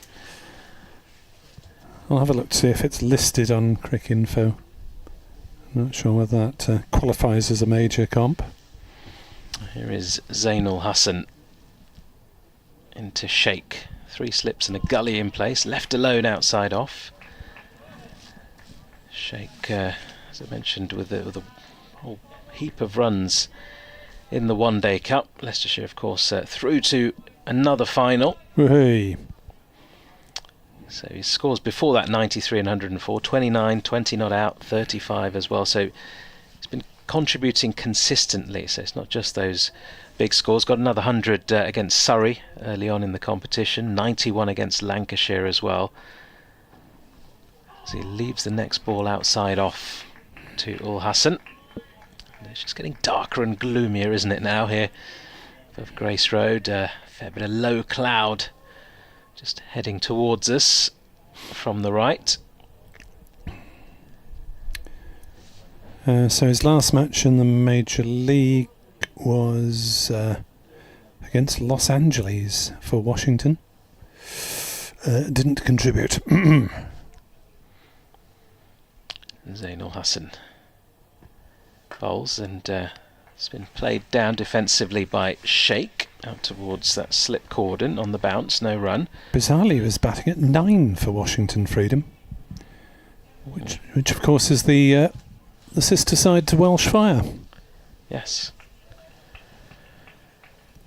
Welsh Fire much improved over the last couple of years, but still work to do to try and get through to finals day. Ul Hassan is in, and that's defended by Sheikh more solidly there, out towards short extra cover. Ben Kellaway played 6 matches for Welsh Fire. He had 1 bat and 1 bowl. I know he's a damn good fielder, but I find that somewhat bizarre. You often see players like that. There were a few over the course of the last few seasons from Leicestershire who've gone and played in the 100 and barely contributed.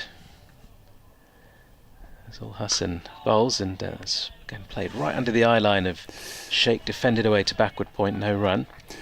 Asa Tribe played 4 matches and made 24 runs unbeaten. 2 cameo innings, both not out. I saw quite a bit of Rehan Ahmed in the 100 as well. Didn't really do a lot. Played pretty much all the games there for Birmingham, but didn't have the best tournament.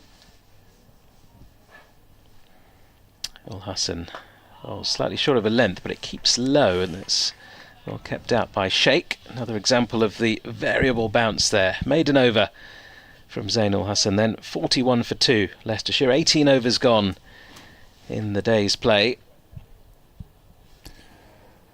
Yes, I mean Leicestershire with the same experience as Glamorgan have had, that when you have relatively few absentees to the 100, then you've got a decent crack at winning the One Day Cup, as Glamorgan have twice in the 6 years or so since it became a sort of development-ish competition alongside the 100.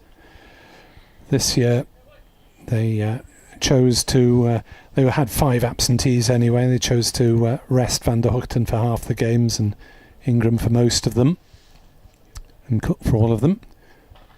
Toole bowls, and that hits the inside edge and the pad and just dribbles down in front of Sheridan Gums, and he lobs it to Ben Kellaway. So Glamorgan having 5 absentees for the 100 this year. The player who played the most was Sean Dixon, which probably went under the radar a bit for Welsh supporters. He played in all Birmingham Phoenix's matches and made 158 runs for 4 times out. Toole bowls. Gums checks his drive, playing to Ul Hassan at mid-off, no run. Do you, as somebody from Wales, serious question, I've covered every year of the 100 for BBC, and you know, it's a different competition, but you know, it can be enjoyable at times. But in terms of affiliations, I mean, especially now with the change in ownership and names of some of the teams, that's been a little bit difficult for I guess some established fans to identify with certain teams. But Welsh Fire has remained. I'll ask you after this ball. As Toole is in to bowl to Gums, who drives. Oh, did that carry? The shouts of catch. I don't think it did. To Callaway at Gully. We'll see on the replay, hopefully. Well, that's inconclusive, I think, on the replay. Didn't quite get there in time. I think there would have been more reaction if that had been a drop chance. Might have dropped just short. Yeah, Callaway is pretty reliable catcher. As Toole is into bowl, and Gums drives through mid-on for 4 runs up towards the Bennett end. Middle that one nicely as the floodlights come on here at Grace Road. The cloud grows darker. Driving on the up for once, but safely, because Van der Hoogten was quite wide at mid-on. And there was no chance as it flew back past the bowler for 4. Almost took out Hamza Sheikh at the non-strikers end, that one. Yeah, I was going to ask you about the affiliation with Welsh Fire. Do Welsh fans associate themselves with that franchise because it's named after the country? The crowds have gone up this year for Welsh Fire's home games, so credit to everyone involved for that. As Toole bowls, Gums drives, and Toole gets half a hand to it. There's scamper through for a single as Van der Hoogten, as Ul Hassan hurls himself to his left to keep them down to a single.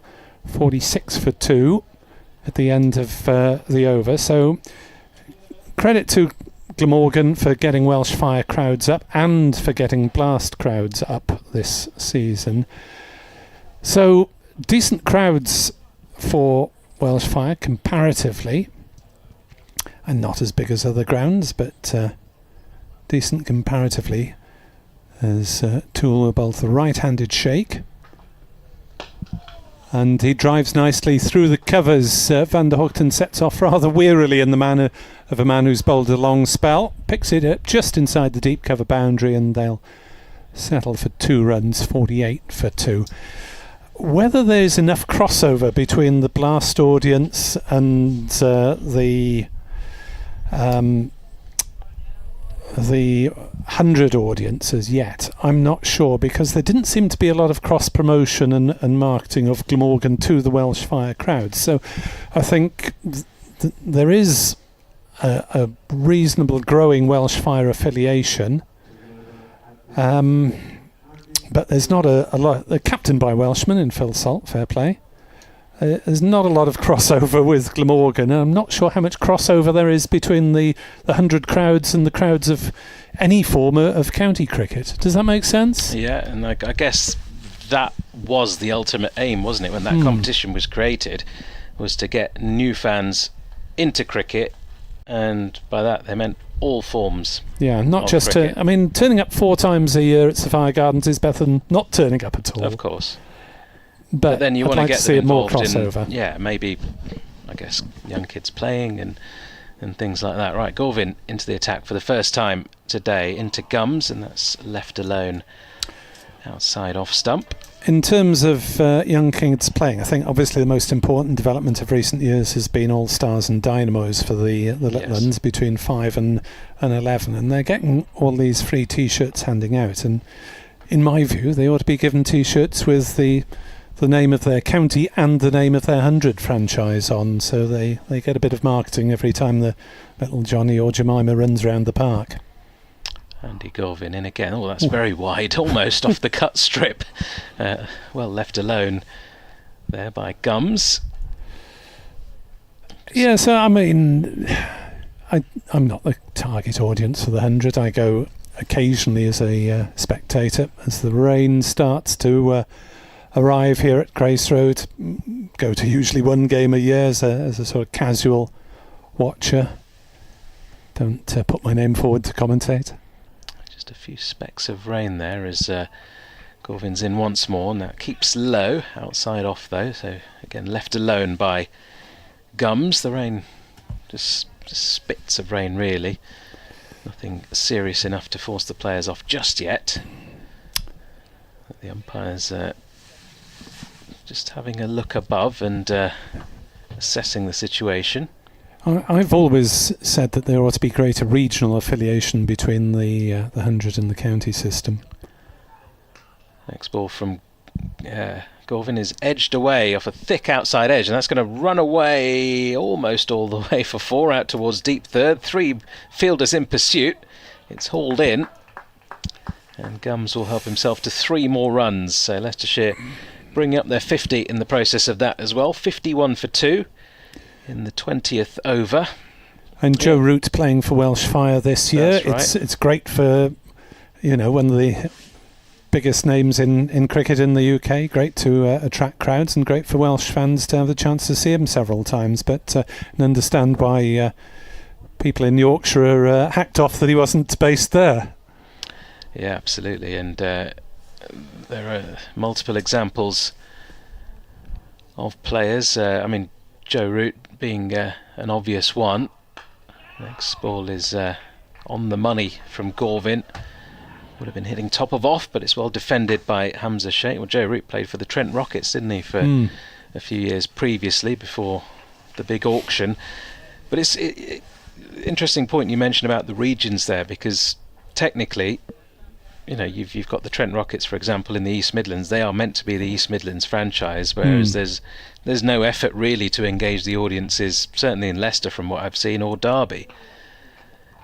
Gorvin with another nice delivery. Well defended by Sheikh. End of the over, 51 for 2. Yeah, I'm aware of the rivalry between the counties as the players change over quickly. I think Glamorgan keen to get as much as they can in before the weather intervenes, but in my view it ought to be that Leicestershire and Derbyshire players, if they're playing in the 100, ought to be with the Trent Rockets, that they ought to have first dibs on them. It's all changed now. Previously, before the investment came in, the chief execs of Leicestershire and Derby would be sitting on the board of the Trent Rockets. I'm not sure how much influence they had, but technically, they should have had as much say as anyone from Nottinghamshire. As Toole bowls past the outside edge of Gums, pressing forward. Same with Welsh Fire, not regarded as a home side by more than a handful, I would imagine, of supporters from Somerset who stayed watching Somerset at Taunton in the One Day Cup in that period. Obviously you can probably a few cross the bridge as well, but not many that I've observed. Toole in, balls. Oh, that one climbs sharply. That's the biggest bounce of the morning from Ray Toole, as Gums did well not to get a touch on that one, really. At 51 for 2, that one went past almost shoulder high.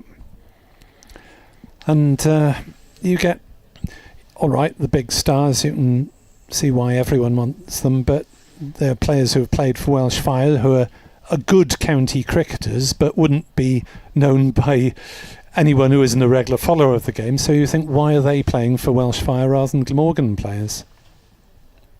Anyhow, Toole in, bowls, and there's an appeal. I think Gums was trying to play inside the line. The appeal was from behind the wicket. Carlson, as ever, leads the appeal, but he's an enthusiastic man in appealing. And bowler didn't look too worried about it. 51 for 2. No, I certainly didn't hear anything. You mentioned there about crossing the bridge. Is it still called the Prince of Wales Bridge? Not by many people in Wales. It's the big sign as you cross. It's a lovely bridge to drive over there. Toole in to bowl. Again, Gums playing inside the line through to Cook, known as the 7 crossing, I think, to most people. or the new bridge, even though it's 20 odd years old, but at least we've paid off the tolls on it. Yes. That took long enough. Yeah, well that's great that you don't have to pay when you cross it now. Yeah, known to most people as the new bridge and the old bridge, which is still there and just about functional. I remember driving across that in driving wind and rain when I just passed my driving test. Ooh, ouch. Tool in, bowls, and Gums plays it down on the offside, and there is no run. I think Adam is hovering to resume his commentary duties shortly. Well, I had some emails in, so I shall whiz through in those in the course of my next over in commentary. As the skies grow ever darker, and Toole runs in towards us and bowls to Gums, who drives. They'll take a quick single to Ul Hassan, and the throw misses the stumps. That might have been a close decision had it hit. It didn't look like a well-judged single, but Gums was off very quickly. Had to run round Toole in the middle of the wicket as well, which didn't help, but he scampered home somehow. 52 for 2 at the end of the over. Yep, that would have certainly been out. And as the dark cloud comes in, bring you the ray of sunshine that is Adam Whitty, after a few more thoughts from you, Nick. Richard Blight asks about the wickets. Email glamorgancricket@bbc.co.uk, so I'll pass that on to Adam. Replacing Cook is the subject of Graham Smith. Email. Cook, a tough act to follow. Graham saying, against modern thinking perhaps, he'd go for the keeper who's the best glove man, as there's not too much difference in the batting. As Corvin shuffles in bowls, it's down leg side, and they scamper through for a bye as Cook can't take it cleanly on the second bounce. That one died a bit going down the leg side. Haven't seen enough of Horton and Smale with the gloves.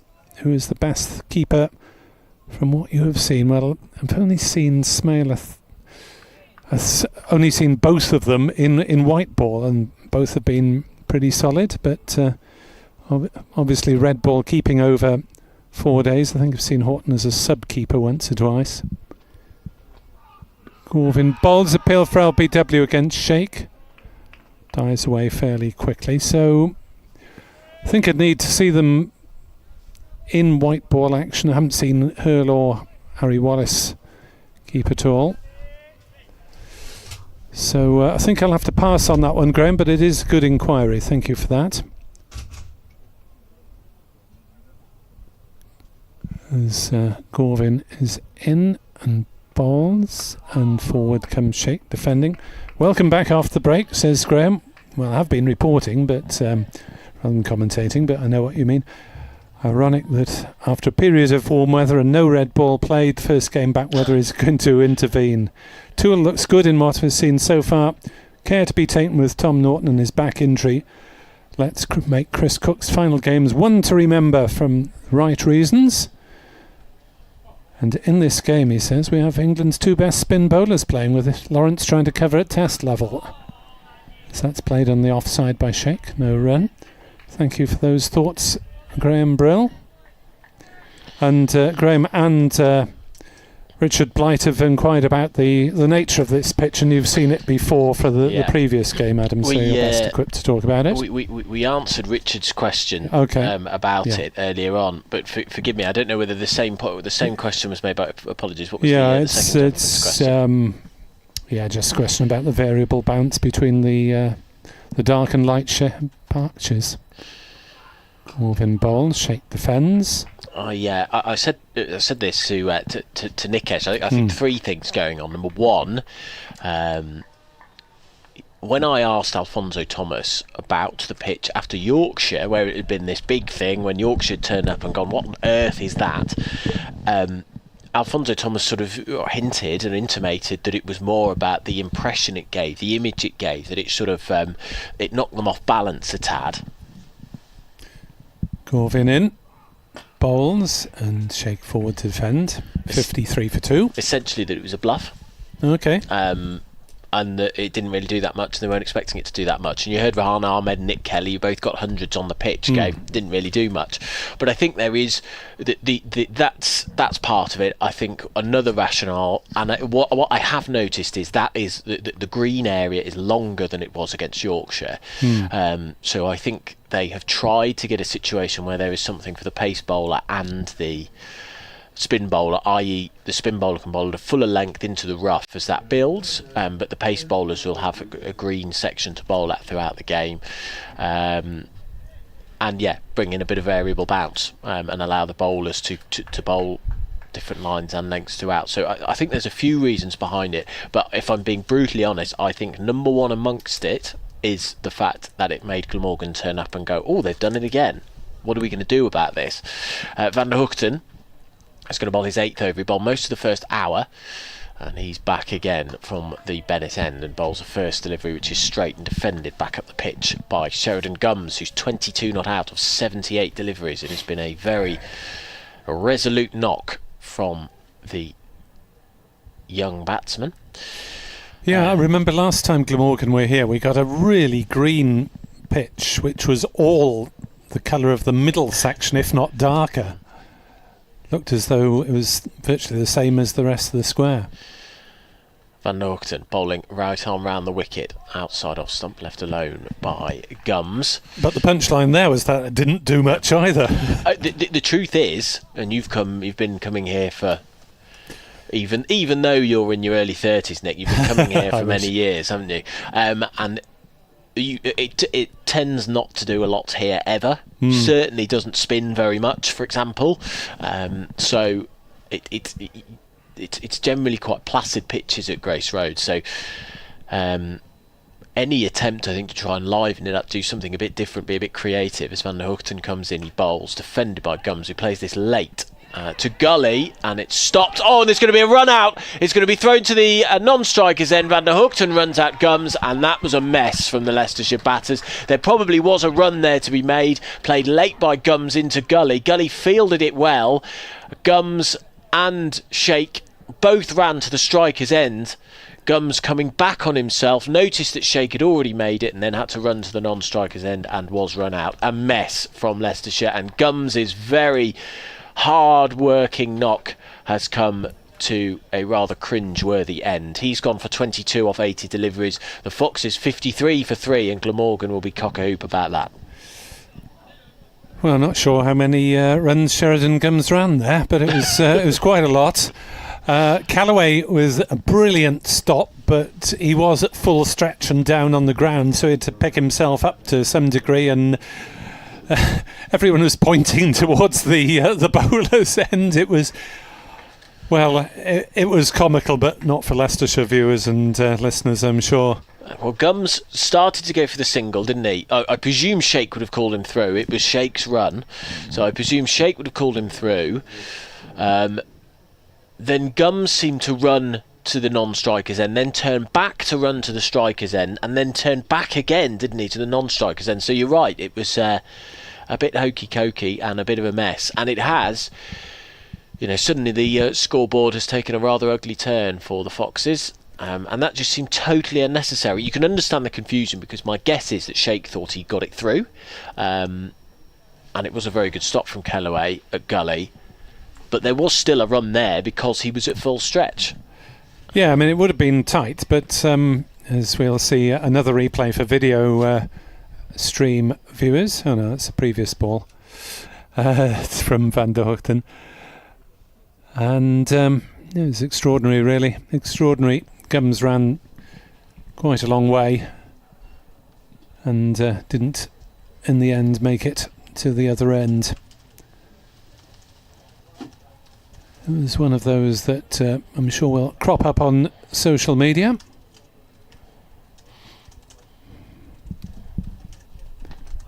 As Van der Hoogten is in, and it is defended by Sheikh, who, as I'm sure you've been discussing while we were away, had such a good one-day cup for the Foxes. Real star for the future, I think, Sheikh. 509 runs. He got them to the final. It was his 100 that was the decisive contribution alongside Alex Green's 4 wickets. And he stands right-handed with 4. I suppose we're saying 4 slips there, aren't we? Yeah. So Van der Hoogten is in, and Sheikh comes forward and defends. But we've got a first, second, third slip, and what a 5th slip there, haven't we? I think.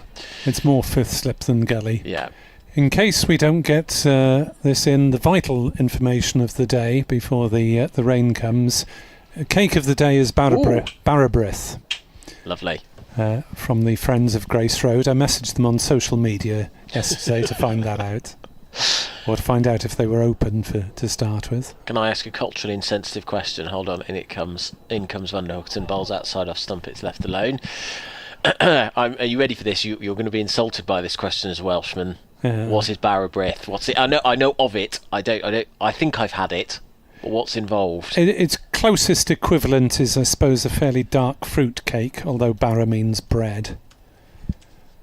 So, okay, yeah. If you prepare to experience a fruit cake, it won't be far off that. 53 for 3 at the end of the over. 23 for no loss. I work with a few. Yes, it's apparently Brith means speckled or mottled, because obviously the dried fruit in it. A traditional Welsh tea loaf, it's described as online. Dried mixed fruit, brown sugar, tea. Well, mixed spice, I self-raising suppose flour. probably what you'd have with your afternoon tea, I suppose. Anyway, Gorvin is in to bowl to the left-handed Kelly, who defends a ball that keeps a little bit low, and it rolls out on the offside. And I suppose for Leicestershire the hope is that they just survive until lunchtime, having made that very solid start. 35 for the first wicket. Los Patel edging Ul Hassan to slip. Rayan Ahmed flirting with the drive and edging Ray Toole to slip, the debutant. And then Gums in that farcical mix-up. Played by Kelly on the offside, and there is no run. And you have to say the period until lunch, there's not an awful lot for Leicestershire to be gained, and potentially quite a bit more for them to lose in these conditions and on this particular wicket. Yeah, I think they would probably be happy with the rain coming. Christy and I were just walking around the ground there, so going to get a coffee, and the atmosphere changed quite dramatically. It's a lot colder and windier. Gorvin bowls tucked away off his legs by Kelly. He will get off us with a single as Dixon fields scampering round at square leg. Sean Dixon, who's had quite a severe haircut since last time I saw him. Oh, I presume he's got his cap on, so I can't see. He's got a cap on, but it's a virtually shaven at the sides. I'm not sure what he's got on top, but is it the same as the pitch? Do you reckon? I haven't seen him without it on, but I didn't really recognise him with that haircut. Gorvin bowls edged but doesn't carry to slip from Hamza Sheikh. So he's gone either infantryman or mullet. Yes. Do you reckon? Yes. I suspect it's probably more infantryman. With respect, at 34, he's a bit too old to be down with the kids. You say that, Nick. I've just launched my moustache, which is an attempt to be down with the kids. Notice, listener, that he didn't compliment me on it. He's not impressed. As Gorvin bowls and Sheikh is forward, defending out on the offside. Yeah. Brave move. Brave move, Adam. I thought there might be a bit of a goatee to go with it. There's a lot of people who grow a tash have a bit of a goatee. You flirted with that? It doesn't join up. The tash and the chin don't join up. Fairly luxuriant tash, to be fair. Thank you. As Gorvin is into bowl and defended by Sheikh on the offside, no run. 54 for 3. Glamorgan turning round enthusiastically. How many overs have we had? That's 24 overs bowled in an hour and 44 minutes, which is not extravagant. They probably need to get on with things for the sake of the over rate, as well as getting as much possible before any potential rain. Well, we've been getting a few emails in from Jake Armston in particular, telling us that it's raining in Croft, which Croft would be five miles away from here, probably southwest of Leicester. Okay. And I've got a video from someone in Hinckley where it's raining too, which is probably more about 20 miles away. Okay. So it doesn't look positive at the moment. 54 for 3 is the score. Nick Kelly is on 1 not out and Sheikh on 4 off 22 deliveries, and it is the left-handed Kelly who will wait, the New Zealand international, while Van der Hoogten bowls his ninth over of the day, and he beats him outside off stump with a beauty. Yeah, mentioning Hinckley, I mean, I'm staying in Hinckley Road in Leicester, and I typed in Hinckley Road Leicester into my sat-nav, and I think it went for somewhere halfway between Hinckley and Leicester, and you have reached your destination. No, I blooming well haven't. Yeah, well, Hinckley Road is very, very long. If I'm not much mistaken, I'm going to look to Christian go all the way to me. I think it does literally go all the way. Okay. As Van der Hoogten is in, he bowls, and forward comes Kelly and defends. So I had to put the postcode in to actually get me to where I was staying. No, Hinckley Road will get you all the way to Earl Shilton, but again, that is probably 10-mile road. That. Okie doke. Hence the confusion. Yeah. There we are. I shall forgive Jan to a certain extent. I've christened the sat-nav Jan because she sounds like the former newsreader Jan Leeming. Van der Hoogten, broad-shouldered, comes in and bowls. Forward comes Kelly and defends. Kelly, for those Glamorgan listeners, New Zealand international, just been on the one-day tour of the West Indies, got a 50 there. He's been a very good overseas player for Leicestershire.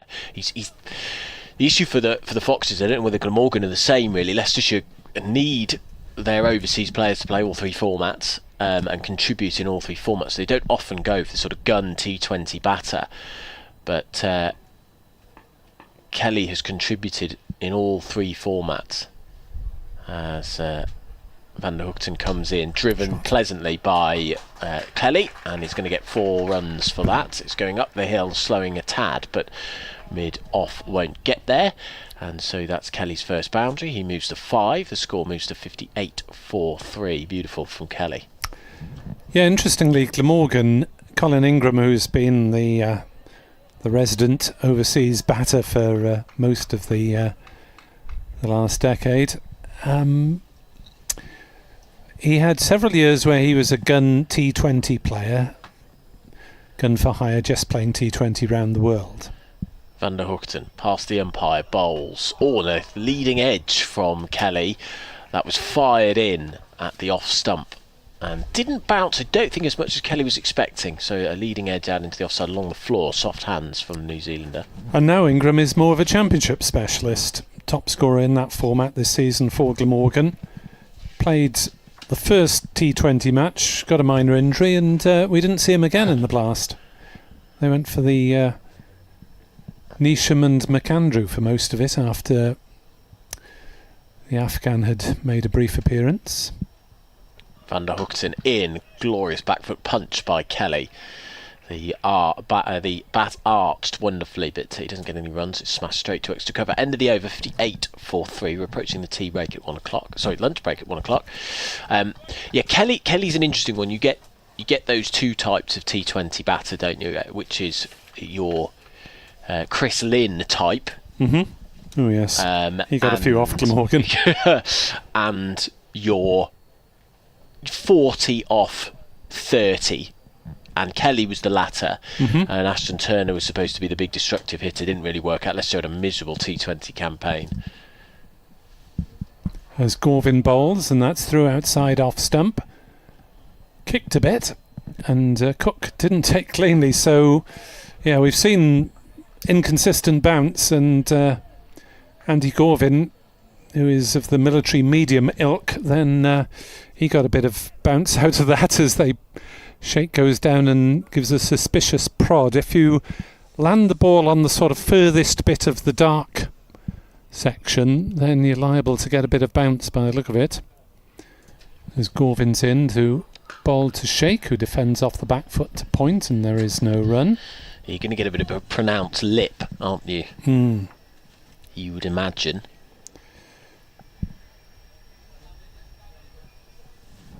Yes. I mean, it's interesting. So against Yorkshire, they had to when they did it, when they first had the idea, and I've heard of other people doing it, but they went to the ECB to ask if they can do it, and there is nothing in the rules that says you can't do it.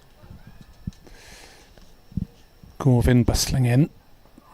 Bowls forward comes Sheikh, defending out on the offside.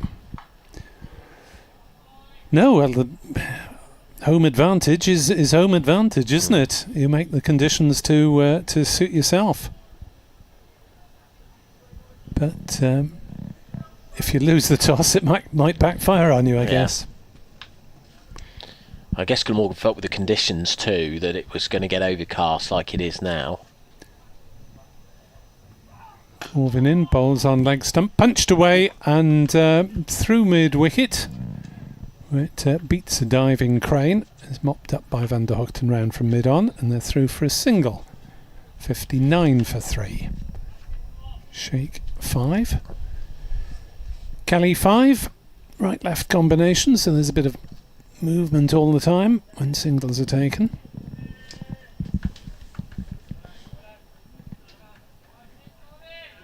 Minutes to go till the lunch interval, so Glamorgan probably only 29 overs unless they get a bit of spin on. Gorvin in, bowls. Oh, Kelly mistiming a drive there, was looking I think to play through mid-off. Ball ended up at mid-on. We've had a bit of that as the session has neared its end, haven't we? We've had a bit of players, a few leading edges, a few inside edges. You just wonder whether there might be a slight two-paced element to the pitch coming.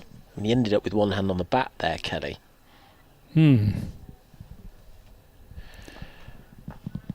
Gorvin turns again, still 3 slips. They've gone a bit closer for the medium pace of Gorvin, and defending right back on his crease is Kelly, pushing it back to the bowler Gorvin. 59 for 3 then at the end of an over, just a single off that one.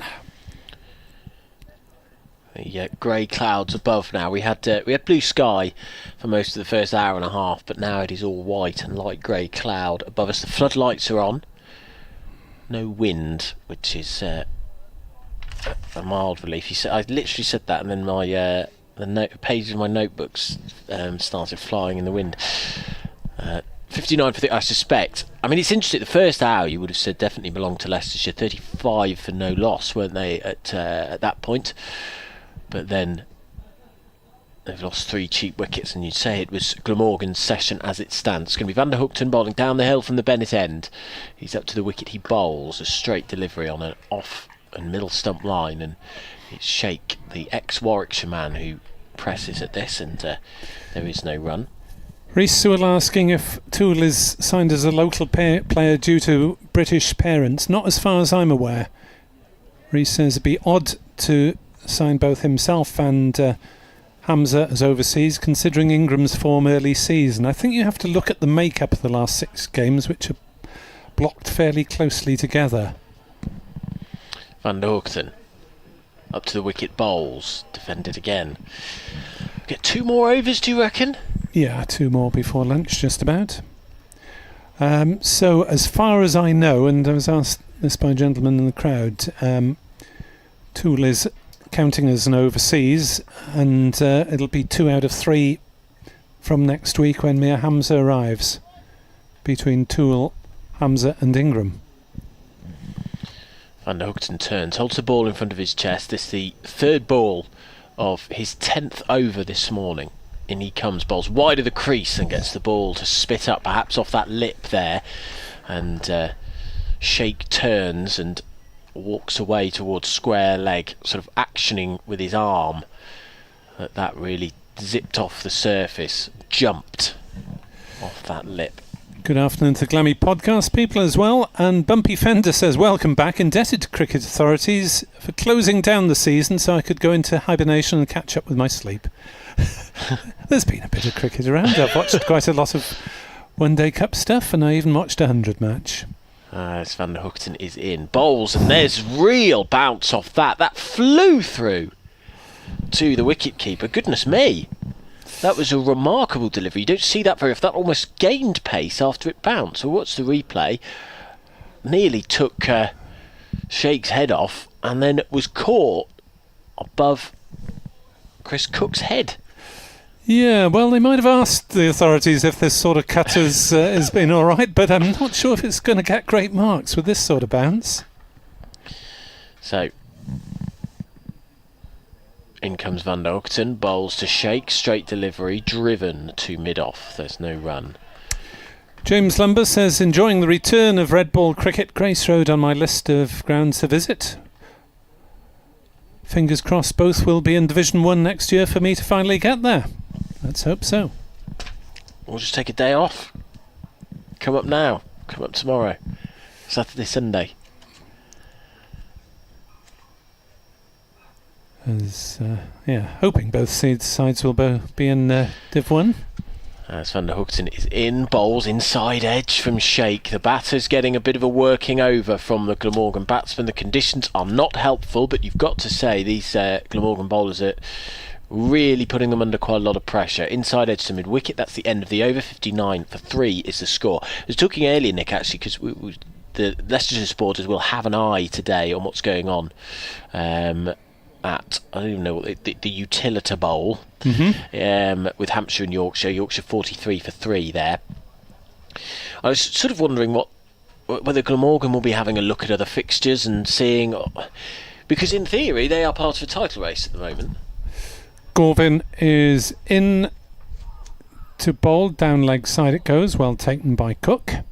Are they watching other fixtures in the same way that Leicestershire might be, do you think? Every time you ask Richard Dawson about positions in the table, it's a similar answer about just doing what we've been doing as well as possible, getting the basics right, and not in so many words. The table will look after ourselves. We just try and perform as well as we can every time. Gorvin bowled, straight driven. Gorvin might have got a fingertip to it, but not much of one because it's racing down the ground, and Kelly picks up his second boundary. It's one of the few shots that people have been able to rely on is the straight drive, which of course you'd normally see as a relatively risky shot, but I think that speaks to the pitch, doesn't it? Because the straight drive is on the length where the pitch has been cut a bit more. So I've been struck by how many nice, pleasant drives we've seen straight down the wicket. Gorvin bowls, Kelly forward. One final social media message for the morning session. Neil Thornycroft says, I think the use of Welsh in Welsh Fire is an annoyance, not an attraction. I'd be happier if they just call them the Fire. Well, there was debate as whether it should be called Welsh something or Western something before the team was set up. And presumably after research, they thought they'd do better marketing it as a Welsh attraction. Gorvin bowls, Kelly on the back foot defends, and there's no run. Well, the whole thing wasn't it, that you don't. I'm speaking from their perspective, not necessarily what I'm sure a lot of the people listening to this will believe, but the argument was that people feel more connected to cities and those kind of identities than counties, which is why they often went for city names. And I would imagine that the Welsh identity has that kind of impact. So that's outside off stump and defended by Kelly to mid off, and there is no run. Yeah, it depends if you want to sell hard to the whole of Wales or you try and attract more Gloucester and Somerset followers as well to make their way over the bridge. But they went for the Welsh name, and they've done well in growing crowds in both Blast and 100 this year. They're the only team that have done it, haven't they, I think? Gorvin into bowl through outside off stump. Gorvin was initially interested, but no response from behind the wicket. Yeah, been a few hundred crowds have gone down. 63 for 3. I've got a shift next door to do a radio update. Yeah, I think from memory I read a really interesting piece on the 100 actually about whether it was good, whether it was bad, succeeding, struggling, whatever. And I think Wildfire were the only franchise to have increased their attendances year on year. We are going to have one final over in the day, and is it going to be Mason Crane bowling from that far end? No, it's not. It's going to be Ben Kellaway. So the score 63 for 3. Kelly is on 9, Sheikh is on 5. The clock is just about to tick over to 1 o'clock.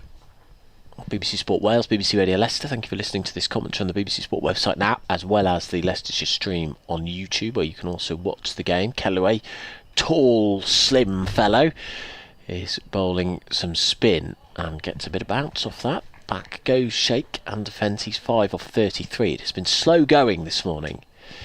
It's the run rate 2 1/4. Be back after the lunch break, of course, as Kellaway is in. He bowls and back goes Sheikh again and defends. They'll just hope to get through to the end of the session. 3 wickets to fall for the Foxes today.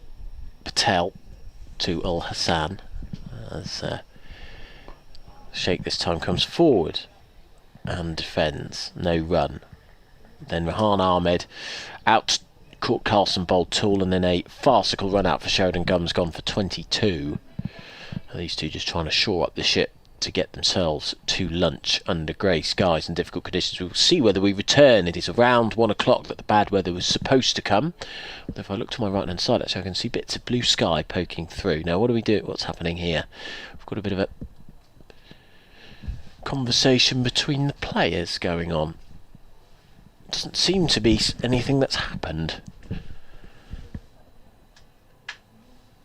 You would have thought they just want to get off as quickly as possible. We've got the wicketkeeper chatting there to Colin Ingram. Cook and Ingram having a conversation. Bowler and mid-off having a conversation. There's somebody running out onto the pitch now. They're going to bring a short leg in. That's what it is. There's a 12th man bringing on a helmet for one of the Glamorgan fielders to wear at short leg. 63 for 3 the score, and we have 3 balls left in the session. Past 1 o'clock now.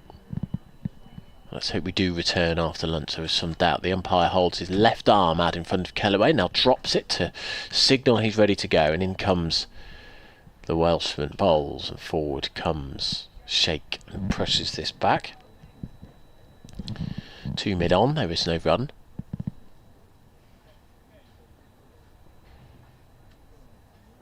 Kellaway turns, gets the ball straight back in his right hand, bowling right arm over the wicket from the Bennett end. Oh, and there's a appeal for a catch, he's out! Sheikh has to go, and Glamorgan have got a vital wicket with the penultimate ball of the session. Bowled outside off stump, little feather from Sheikh, and that has been a horrible a horrible end to the session for the Foxes. It is the final ball of the session, of course. 63 for 4 is the score, and there's an update coming for BBC Radio Leicester any moment now.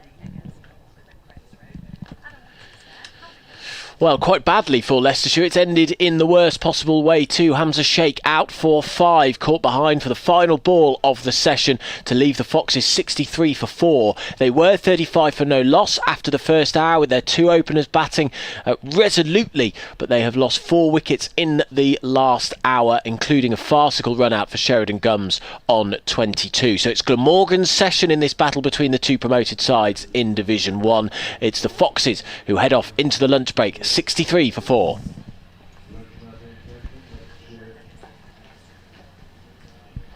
So that is the end of the session.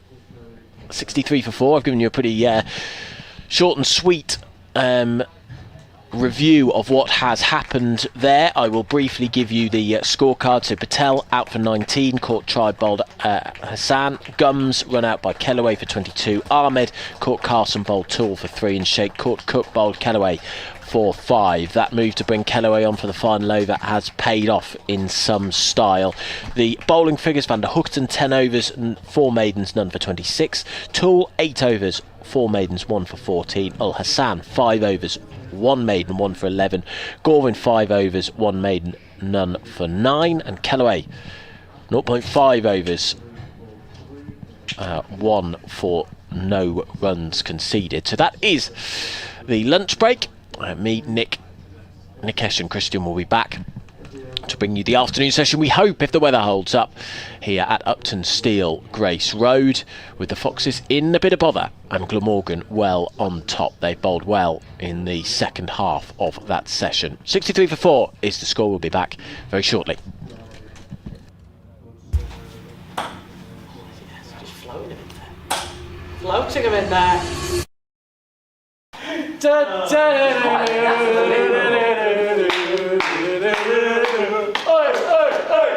Welcome to the 2026 Leicestershire Darts Open. In today's video, 4 of Leicestershire Fox's best darts players will go head to head, with the finalists winning the opportunity to take on both Rob Cross and Raymond van Barneveld at the Leicestershire Masters on the 24th of August here at Leicestershire County Cricket Club in the Charles Palmer Suite. It'll be a straight shootout of 5-0-1 with the draw being done randomly. Let's get straight into match number 1. The bookies' favourite, Liam Tricky Travascus, takes on Johnny the Badger Tattersall. Remember, it's a 5-0-1 shootout. Time to bull up. Good luck. Go well. Good luck, boys. Oh, that is the darts are yours if you want it. Thank you. Try. Oh, Yes, you want some. it's a fist bump for mine. It's a fist bump. Alright, 5-0-1, one leg. Oh, here's one leg. Trevor, very much in the camp way. Hold on.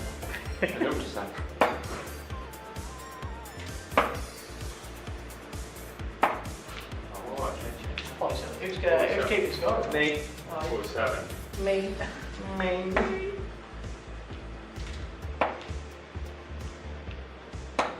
KG. Yes, KG first, a little bit start. KG first 3. Nervous start. It's a nice 3 down. No.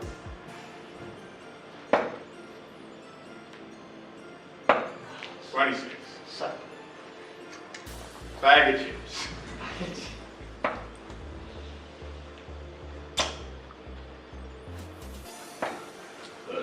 Okay. Could be a long leg this. Who's getting the first triple? No, just get going. No, man. 26 again. 26, I'll tell you That's that like light. a bag of chips. That light darts just going back. What was that? 26? Yeah, of course it is. Trevor! There it is. 100. First leg to the other. Come on, mate.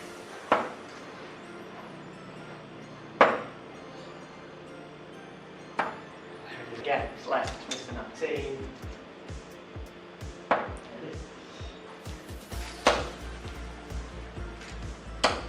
Oh, 43. Unlucky. Deserve more, Trev. Deserve more. Agreed.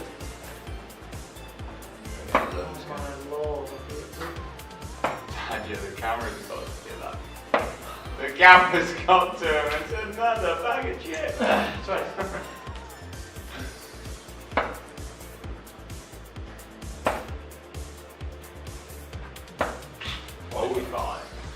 Score check.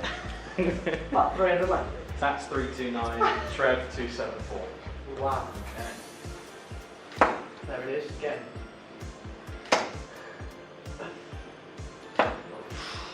It's 65. It's I don't mind that tax. Solidify yourself. left with that one dart again. It's causing some real shit. Trevor's solid. Do you want 60 it solid. on the record that Liam Travascus did? Can't be unhappy with 60, Trev. Can't be unhappy with that. He absolutely was willing to share that. Oh no. Oh yeah. Didn't want to, you want to make sure it wasn't a 3. That is 18. going so far left, it's incredible.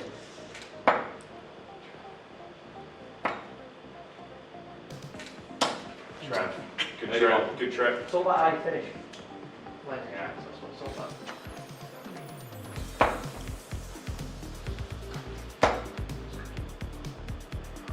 Hi, Jack. Liam, you require 133. That's going to require a Oh, brilliant. Hang on, 1 or 2.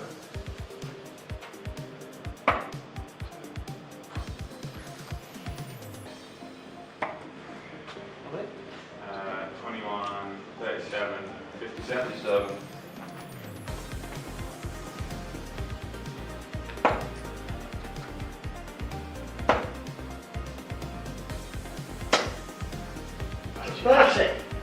Yeah. 76, Trev. 30 of your worst.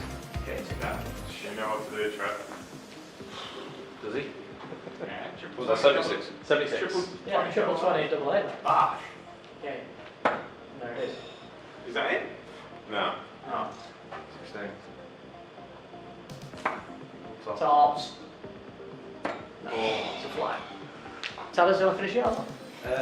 Can 156. Yeah. I'll take that out. Don't you worry. This is onion. Oh. Knew the treble. Knew the treble there. Regret. There it is. 76. Tops for Trev.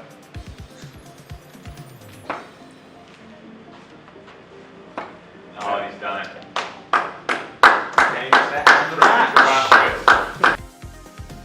Game 2, Ben the Green Machine Green takes on Lutterworth's finest Lewis the Hitman Hill. Game on. For the ball. Is that it? Has it gone in? Want me to take it out? Yeah, you'll have to check it out. No, I was going to slot it next to it. Inside? Yeah. You're going to use my dart? I'm You're gonna go through it? out. No, you can't. Are you going to Robin Hood No, it? you can leave it in. Robin Hood it? I'll tell you. This will be excellent if it goes inside. Imagine if this goes in. Oh. Good effort, good effort. Yeah, not bad effort that. Terrible. It's 501, mate, knockout. Good luck. Oh, 501. 501 straight One out. leg. I'm going to play my best darts till 4th set. Full set. That's 7 and mine drop off about 6.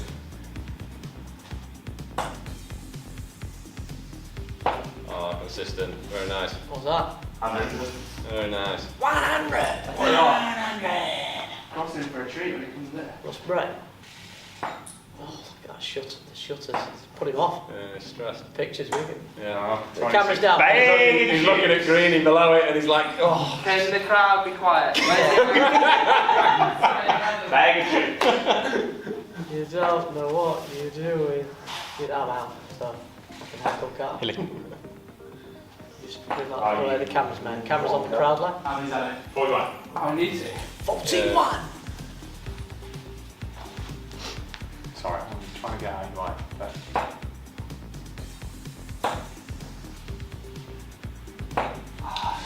41! Ben, you required too many. Too many. Yes, just floating him in there. Floating him in there. No! No pressure! 121. Hey, it's man by about turn of 30. What? Yeah, he's had a lot of practice. Oh, Come on then. nice help, I was nice going to say help. Ross Cross. Nice, nice, really nice. Terrific dart. See.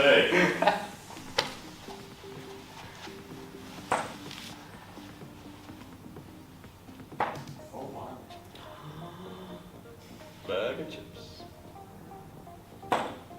It's alright, pressure's got to the lads. Is that 7? It's a big drop off, isn't it? No school.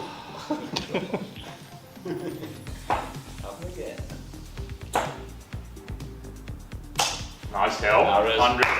That's the difference there. Is that time that you just go to Yeah, that's the old. It's normally over there, isn't it? It's alright, it's normally back Have I left. got anything yet? It's normally back left, but they've Has got anyone got anything yet? What are we on? Green are on 232, You need- Lee 253. You need loads, mate. Carry on. And you require behind too it. many. Pressure's just Require 120. Not far off. No. Oh, yeah, a few more than that. Not bad. 140, I think. Consistent from Hill. 60, lovely 60 Then seconds. you require 136. I'm just tuning in, man. tops at the end. We're waiting here half an hour. And check out the highest quality for the gun. That's 80. 56 56 remaining. mate. 56 16 remaining. Asian tops. He's missed it. Is that treble 8? No, No, it's just just a 8. normal. So that's 48. 88, 48 left. Hilly requires 16 away. away, isn't it? 16, 138, it'd be check out the highest class. 138. As a mirror.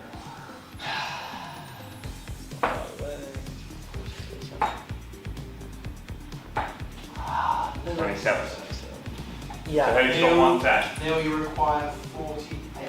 Next set. And where would it go? It's 16 or 8. It's 8, it's tops, it's tops, it's tops. Oh! Game! Hey, Game shot! And a match! Angry! Well You're done. looking at Scott of Mario. Cheers, Roy.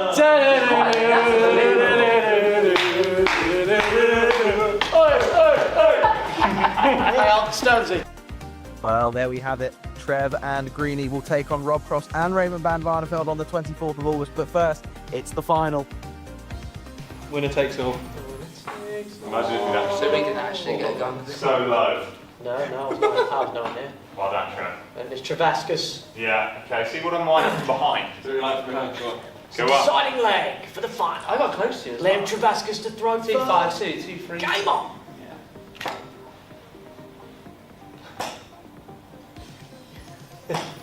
High, start high from Trev. Yeah. Liam to throw first. Nervous. Game on. Stand with back off. 3. Nervous stand. That is look. That is look, Trev. Oh, Oh, yeah. it's lazy. It was a lazy Where was that play. against me? I was just about to ask. Is that 3? No, that's 20. Oh, sorry. Ah, a bit of respect, please. Score. Yeah, come on, score. Come on. Russ Bray, come on. Let's break. Switch on. Come the other way now. Wow. Oh, bag of chips. We lost the long leg. We this lost for the the both final. of these as well.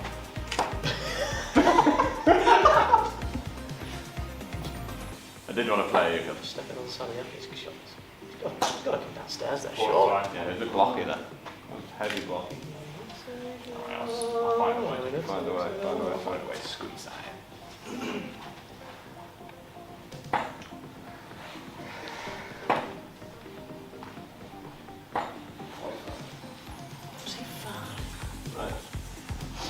Let's stop messing around. Yeah, let's stop messing around, me and you. Let's get some trebles in here.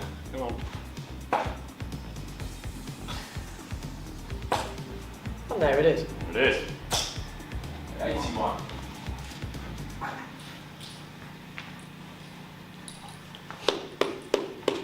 Nice.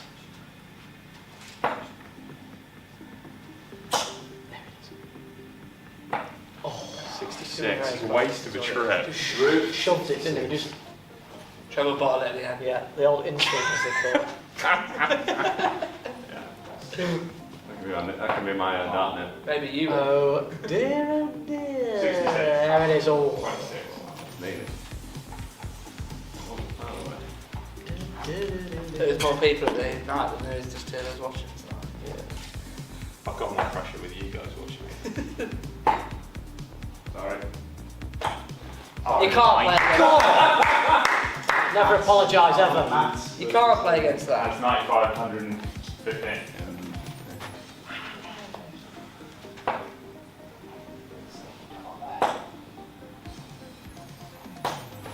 Yeah, nice start. Nice start, very nice 15 start. and mine deserve.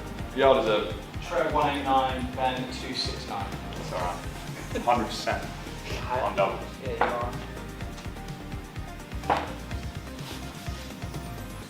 Oh, I got on the Boy, other side. Mahela, Maheli. Don't tell me this is. Oh dear. There it is. Smart badger. It's close though, isn't it? It's very for us. It's in 20.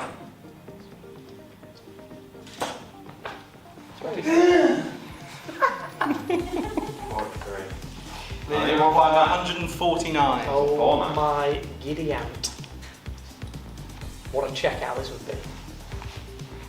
Well, 19's then, Anna. 149. Treble 20, treble 19. Can't ask Russ Bray, mate. Of course I can. Yeah, you actually can.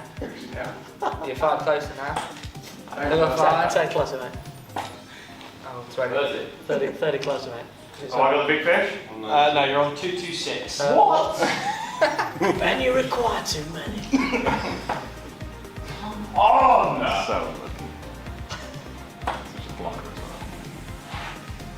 You've got to go down. You've got to switch it up Okay, there. you're out, mate. He's You've an got to- upstairs kind of guy. Shred One There's an You've announcer. got to switch it up there. The bloke in the front row, please. They're both on 9s. They're both on... No, sorry. We're not both on 9. We're definitely 99 Yeah, left. 9 outlets. 99 left, fella. Oh, man. Can't finish.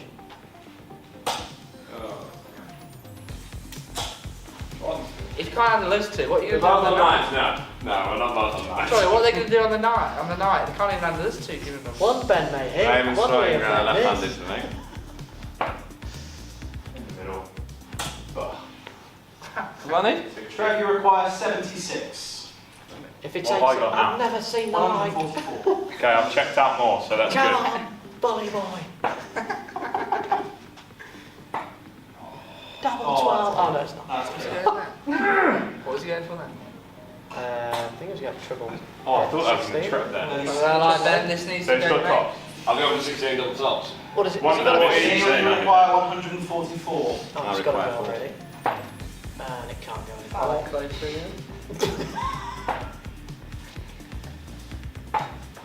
And now we switch it. He'll be bitter here. 2 dart 100, don't worry about it. Trev, you Bullseye, require bullseye. 40. In tops for the match. Bullseye, bullseye. Oh, double 10. Luke's favourite. Go around the board here. Back away, please. Oh, flyer. Flyer line. Blade was back, no? Eh? Blade was back. Yeah. No, we're playing normal What do you mean? conventional style dart. Then you require What the hell's 100. bust back? Yeah, naturally. Think If I was there, I could have busted it and got back to it. Oh, yeah, no, 100. Mahalo. Well, he's the thing well. Mahalo, what's he giving it? He doesn't know. I'm not playing it. Neil's He's never played a proper game of darts in his life. Clearly not. No. I've lost. You've What's lost to the that, average? man. That's what you What's the average in here? About 15. 42. Then you require bottom of the hole and no Yeah, Kate right. Perry. Don't worry. Could be all the way to Madhouse here.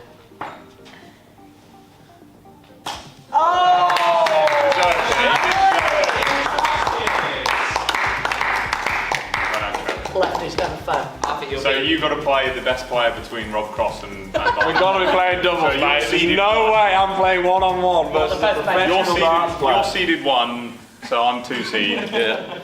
The stage is set then. Our finalists have booked their place against former world champions Rob Cross and Raymond van Barneveld at the Leicestershire Masters. Join us on Monday, the 24th of August in the Charles Palmer Suite at Leicestershire County Cricket Club for an unforgettable night of darts. Tickets and hospitality are available now via the link in the description, so don't miss out. Get yours today and be part of the darts action here at Leicestershire County Cricket Club.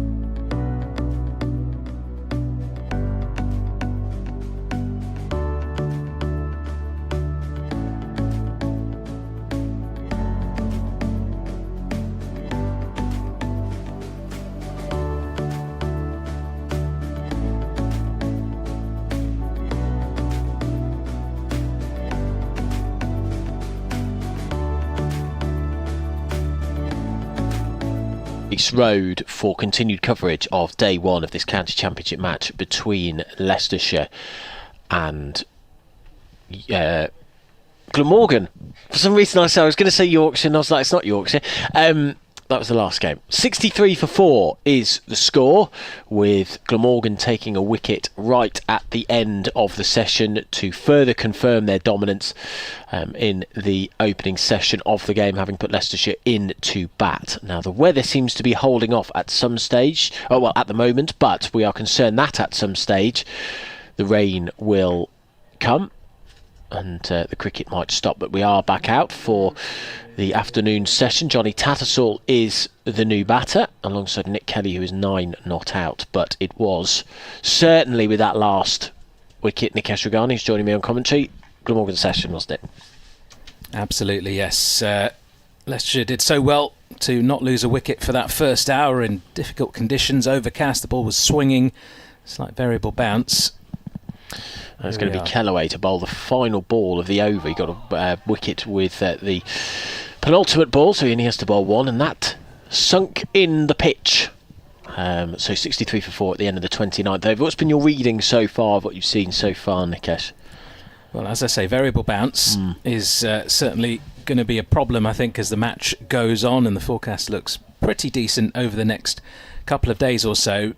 So maybe not such a bad thing for Leicestershire to bat first. I think they need to get to a total of at least around 250 to remain competitive, though, in this first innings, because I think they're going to have had the best of the pitch conditions here. Again, if you are just joining us and you can't quite see on the stream and you're just listening on the radio, you will be aware that during the last match here against Yorkshire, we had this very strange looking pitch where it was shaved at both ends and very green in the middle. There's a middle sort of block which is very green, and part of the thinking behind that might be just to hold the pitch together and keep it from cracking up amongst all the dry weather we've had this summer. As Ul Hassan comes in, bowls very full down the leg side, and that's a really good take by Cook. Prevents any byes. Or it could just be a psychological thing, as Adam, you were talking about earlier with that Yorkshire match, and Alfonso Thomas just suggesting that maybe they got into the heads of the Yorkshire team by preparing such a pitch that looked very different but didn't perhaps play that differently to normal tracks here. It might be that he was trying to get into the head of me as well, by telling the media and saying publicly that it wasn't a big thing when it might well have been. Zainul Hassan bowls once again, in swinging ball, big shout for LBW. I think there might have been an inside edge on that from Nick Kelly. Let's have another look at the replay. Very good delivery once again from over the wicket, maybe just pitched outside leg actually. I think the sound was probably the thigh pad, so it was a little bit high as well, onto the inner thigh pad of Nick Kelly. Another good delivery from Zainul Hassan, who's got figures of 1 for 11 from 5.2 overs so far. Here he is from the pavilion end. Bowls, and that's flicked away down towards fine leg. It races away down towards the boundary, and it's going to get there. There was a fine leg fielder in place, quite square, and couldn't get anywhere near it in the end. 4 more to Nick Kelly, who moves into double figures. Well, you saw the margins of error there when you're swinging the ball back into the left-hander. The previous ball, you see how difficult it can be to play, where you crash into someone's pad. It's very difficult to read the line, but if you stray, there's probably 2 inches in terms of line between those two deliveries. But if you just get it wrong, it's an easy flick away. Well, Hassan bowls again a little bit straighter. Inside edge this time from Kelly. Should bring about at least 1. And in fact, they're coming back through for 2. Good running. So runs coming immediately after the lunch interval. And we're glad that we've actually got some play here, because the forecast doesn't look too good. Looked a lot worse actually at the start of the day when you look to around 1 o'clock on several of the radars that I've been inspecting. Looked as though we were going to get a downpour. We did have some very light rain falling just before that lunch interval, but we are back underway. It's very dark and gloomy though, as Ul Hassan delivers again, and Kelly defends into the leg side for no run. The radar that I've currently got in front of me from the Met Office suggests that at around 2 o'clock, Adam, we're going to have an absolute downpour for about an hour. Really? So we'll wait and see if that's accurate or not. But we could actually see when we came up the steps from the lunch interval, you could see in the distance there was some heavy rain over towards our right as we look down onto the pitch. As Hassan bowls and Kelly defends into the offside. So 6 runs from that over. Leicestershire 69 for 4. 30 overs have been bowled in the day's play. It was Glamorgan who won the toss and decided to have a bowl first and make the most of these overcast conditions. And they've done really well so far. And there are now bright floodlights here at Grace Road as well. Kellaway's going to continue, which I didn't foresee.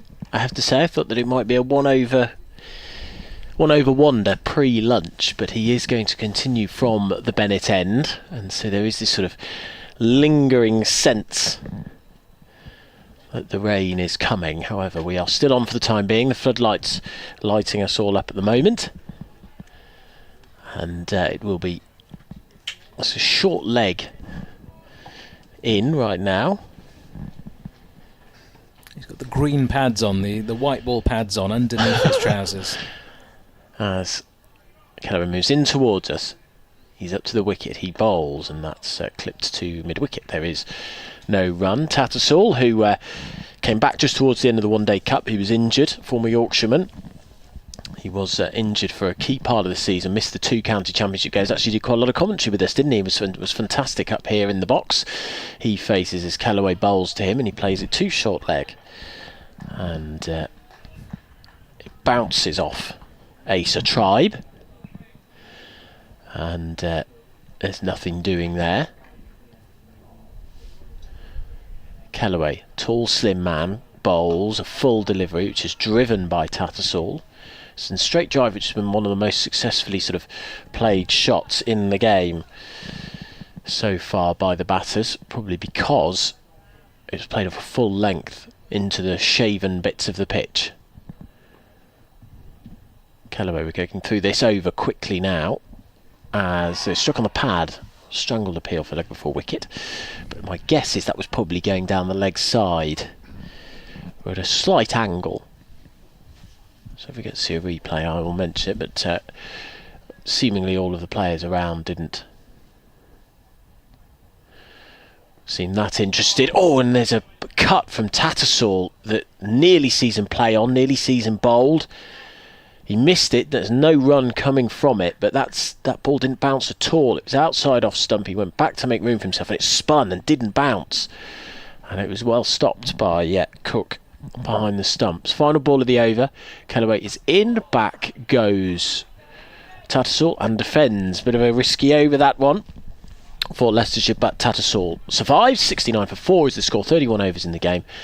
And a little bit from you, Nikesh. I'm going to hand over to Christian Hill.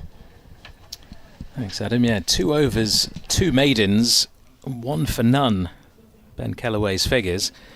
And judging by the way he bowled that previous over, asking questions of Tattersall, I think he might get another couple at least. Variable bounce, as I mentioned, a little bit of turn, particularly when you pitch just beyond the green patch in the middle of the pitch.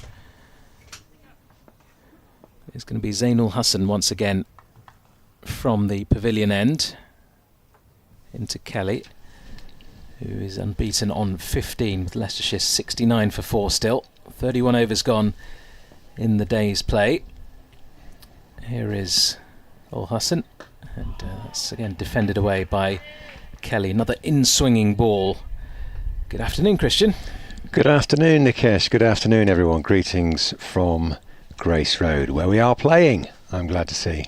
Yeah, it doesn't look as though we will be playing for too much longer, judging by the dark cloud gathering over to our right. But the floodlights doing their job at the moment, which is the good news. It'd be even better news for Leicestershire fans if they can build a partnership here, as Hassan is in, and that's left alone just outside off stump. The Ball still swinging, Christian, and we're sort of into the 32nd over of the innings. I guess it's a little bit to do with the conditions, but also Glamorgan looking after this cherry that they've got. Yeah, I would not want to be coming into bat now. I can say that much. If I was out there with a bat, I'd be very keen to get back into the pavilion. You can imagine for a seam bowler, ideal conditions.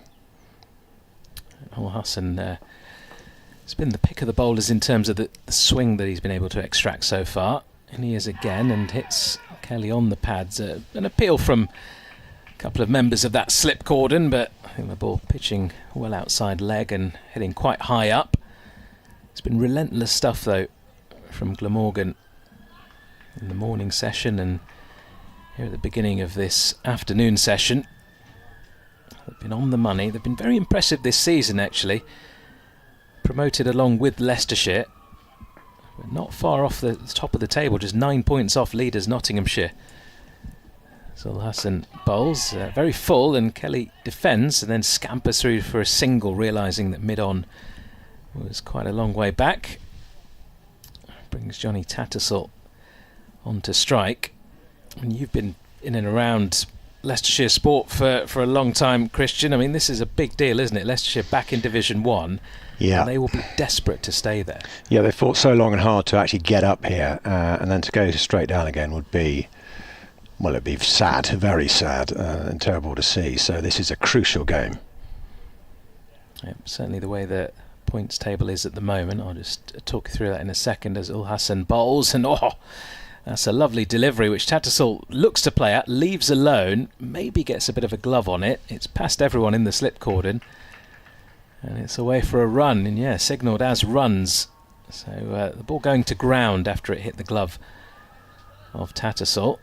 But very fortunate there. So the points table as it stands. Leicestershire level on points with Hampshire, both on 72. Leicestershire bottom though, having won just one match as opposed to Hampshire's 2. Hampshire playing Yorkshire, who are third bottom at the moment. So they're on 89 points, Leicestershire and Hampshire 72. So Leicestershire with a victory here, depending on what happens in the game between Yorkshire and Hampshire, they've got a chance of at least overtaking one of those sides. And then they'll also just have a keen eye on Surrey, who are playing Notts at the moment. As Hassan's into Kelly, very full, whipped away to mid-on. And it's another dot ball, so just a couple of runs from that over. 71 for 4, Leicestershire. Tattersall 1, Kelly 16. But yeah, big hats off to Glamorgan for the way they've performed so far in Division 1, back in the big time, and in amongst all the big boys there at the top of the table. Very tight in amongst the first 6 teams in the table. Essex in 6th position on 105 points, just 11 points behind leaders Nottinghamshire, who are on 116. So it's anyone's title as far as things go in Division 1. And just to let you know what's happening at the Oval in that match between Surrey and Notts. Notts batting first, 42 for 5, and just as I say that, the rain's come down a little bit earlier, a few minutes earlier than I predicted, Christian, but almost bang on. I'm 6 surprised. minutes to 2. I am surprised looking at our window in the commentary box. It's not raining that heavily. I mean, we have had it this bad earlier today, and it passed quite quickly. Maybe they've seen the Met Office forecast, haven't they, and the radar map, which suggests that we're in for some heavy stuff over the course of the next hour. That tractor's come on very quickly, so yeah, you're probably right. I think they know something. Yeah. So the cover's coming onto the pitch, the players making their way off. So very short passage of play there. 14 minutes we were able to have in the afternoon session. Leicestershire making their way to 71 for 4, so adding 8 runs in these last few overs. Nick Kelly still there on 16, Johnny Tattersall on 1. And just take you through the scorecard if you are just joining us. So Glamorgan winning the toss, deciding to have a bowl first, and Rishi Patel and Sheridan Gums putting on a partnership of 35. They lasted just over the hour mark, so got Leicestershire through that difficult first hour on what looked like difficult conditions on this pitch. But then Patel fell for 35, Rayan Ahmed fell very shortly after. Just his second ball, made just 3. 38 for 2 at that stage. Sheridan Gums involved in a comical run out, really. He made 22. Looked solid. Faced 80 balls out there, and he'll be disappointed at the way that ended, really, having done all the hard work at the start of his innings. And then just before the lunch interval, right on the stroke of lunch actually, penultimate ball of the session, Hamza Sheikh dismissed for 5. So Leicestershire 63 for 4 at lunch, and now 71 for 4 from 32 overs. As I say, it is raining, the players are off the pitch. It doesn't look too heavy at the moment, so we will brace ourselves for hopefully some more action later on this afternoon. But for now, we're going to head off and I guess take cover like everybody else. So do join us again soon. We'll keep you up to date, as I say. Yes, just floating him in there. Floating him in there.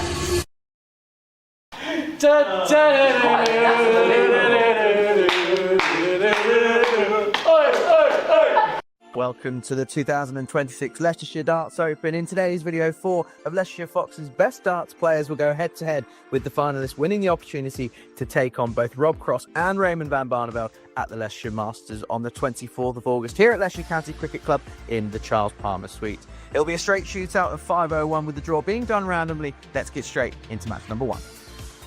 The bookies' favourite Liam Tricky Travascus takes on Johnny the Badger Tattersall. Remember, it's a 5-0-1 shootout. Time to bull up. Good luck.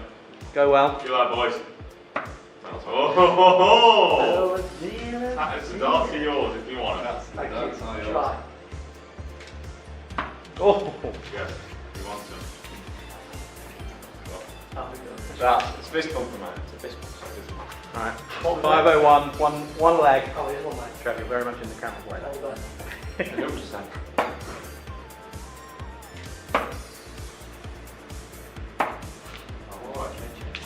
Who's keeping score? Me. 47. Me.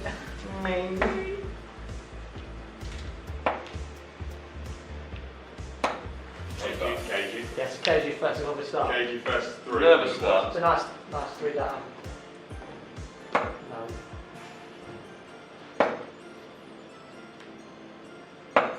26. So. Bag of chips.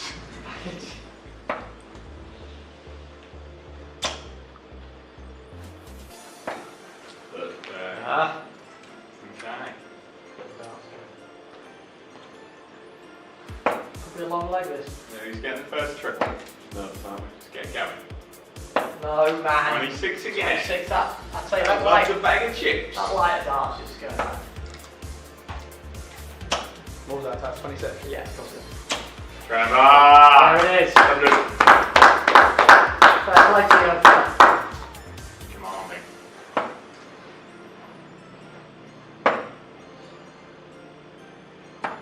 There it is again. Yeah, 47. It's 47 again. It's left. Mr. 19.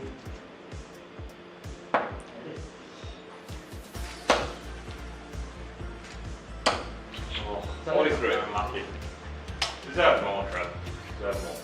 Agreed. Oh my lord. And yeah, the camera's got to see that. The camera's got to him. It's another bag of chips. That's right.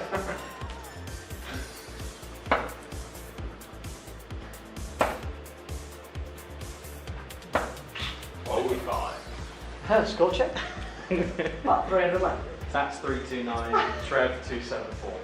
Wow. There it is again.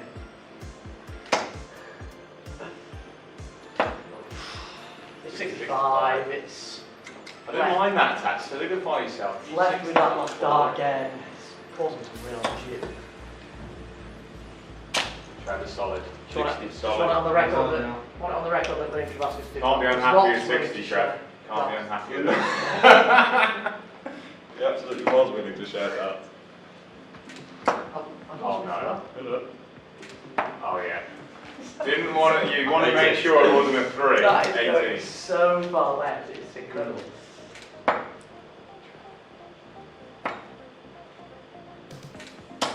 Trev. Good job. Good trip. It's all about how you finish. Yeah. That's what it's all about.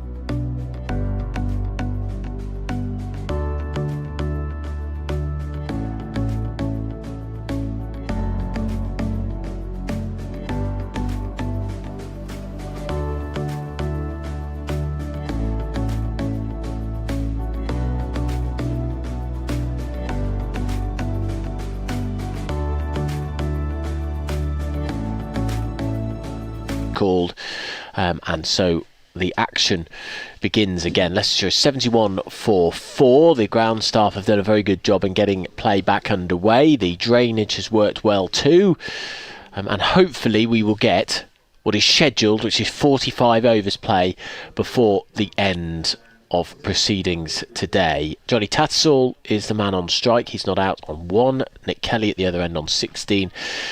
And Nick Kellaway is going to bowl. Oh no, it's not. It's going to be Tim van der Hoogten, I think, from the far end. Kellaway was just on the scoreboard there, so it's going to be van der Hoogten bowling from the Bennett end, coming down the hill. Glamorgan have got themselves 1 bowling bonus point. Leicestershire are way off getting their first batting bonus point. So it's a still afternoon in the centre of Leicester. And the Foxes in trouble. Glamorgan on top.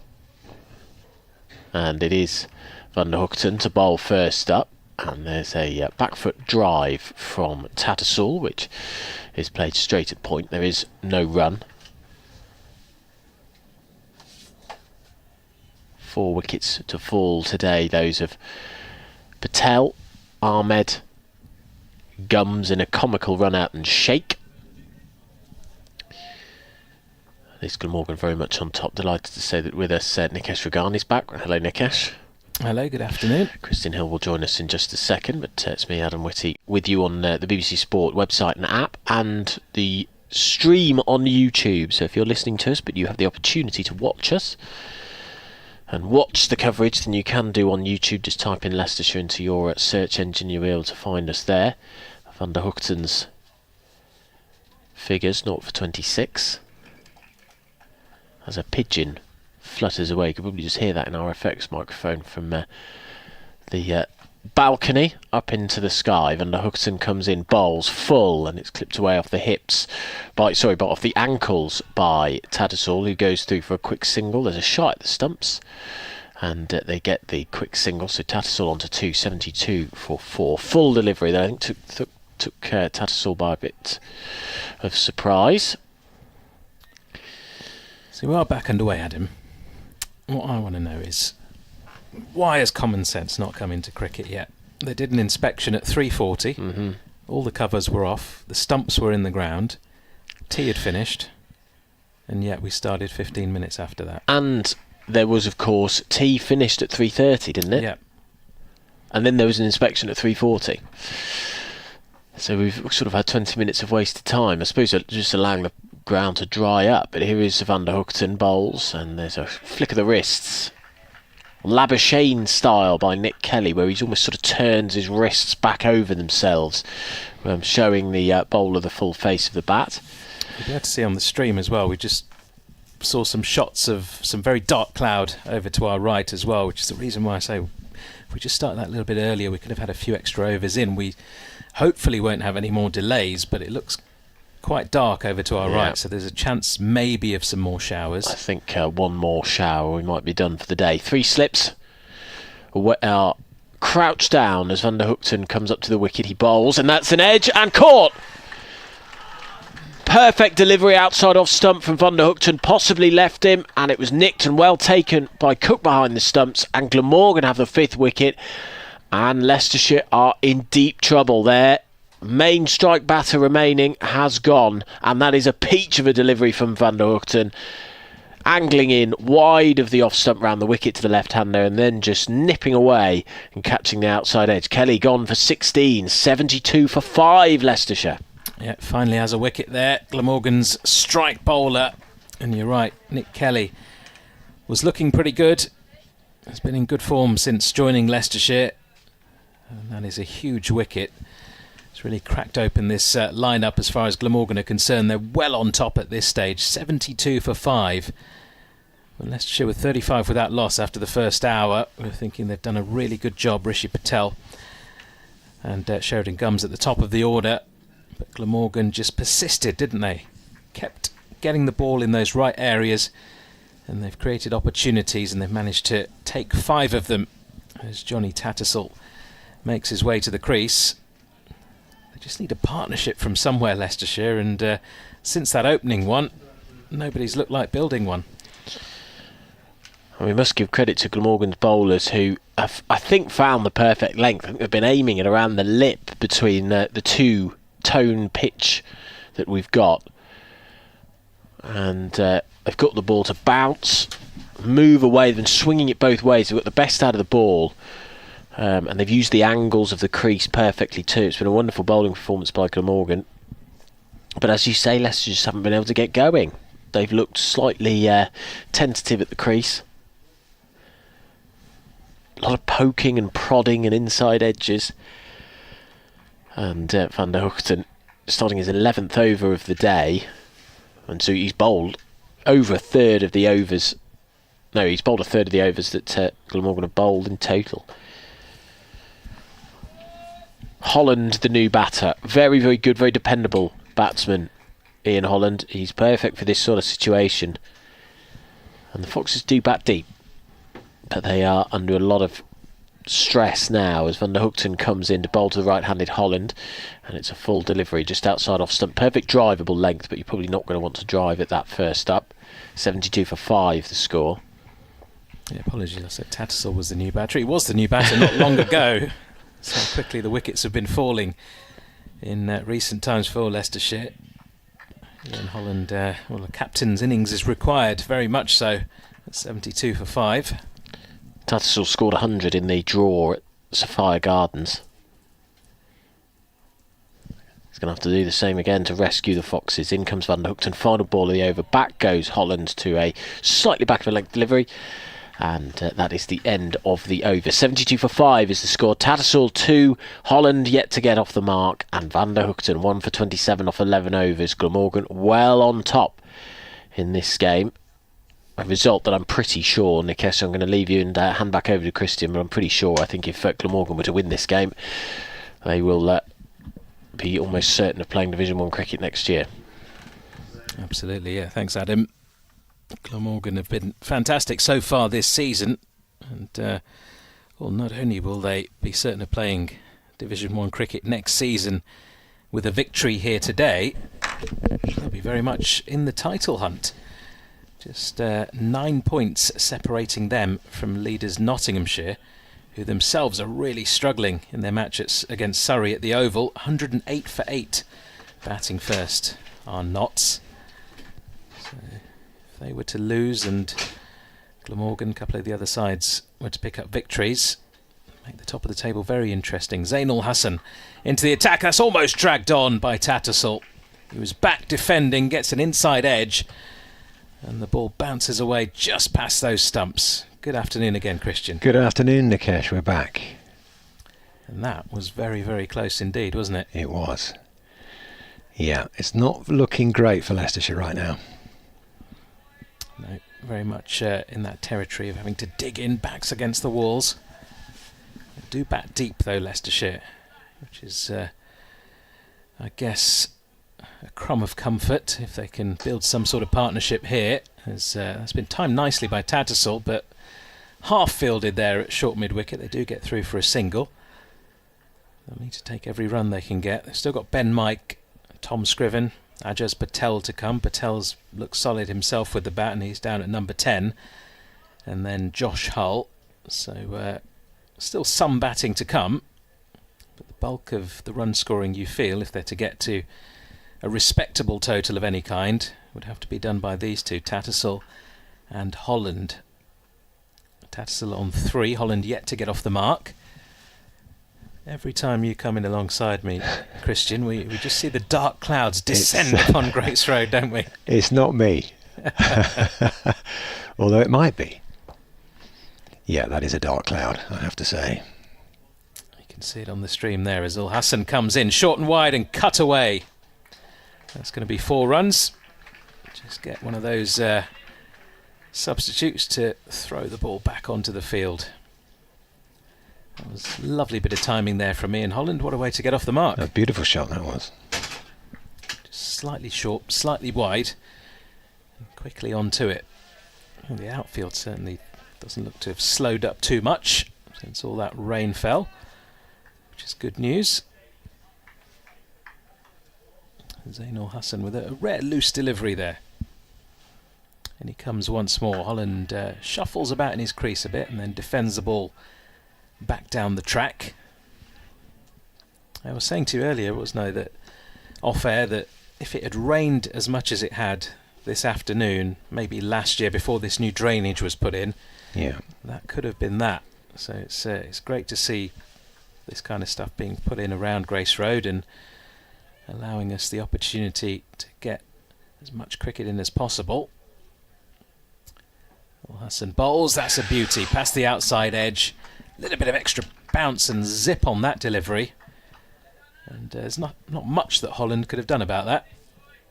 Another beauty from Zainul Hassan. So we get some shots of the floodlights there. I mean, it's slightly deceiving when you're looking at the pictures on the stream. When you look over to the dark clouds, it's very dark indeed, but then over to our left there's lots of blue sky, but it's coming in from the right. That's the problem, where the dark stuff is. Al Hassan bowls and Holland once again defends into the offside. So a pretty decent over, just that one loose delivery, 5 runs from it, and Leicestershire now on to 77 for 5, 34 overs bowled in the day's play. Yep, 43 more overs officially remaining, although if we get those 43 in, I will be staggered. Just getting gloomier, isn't it? Ground staff preparing themselves on the far side of the ground. The tractor with the covers attached to it, very much on standby. Yeah. Well, it's not stopped Van der Hoogten. He is now on his mark. He comes in, bowls.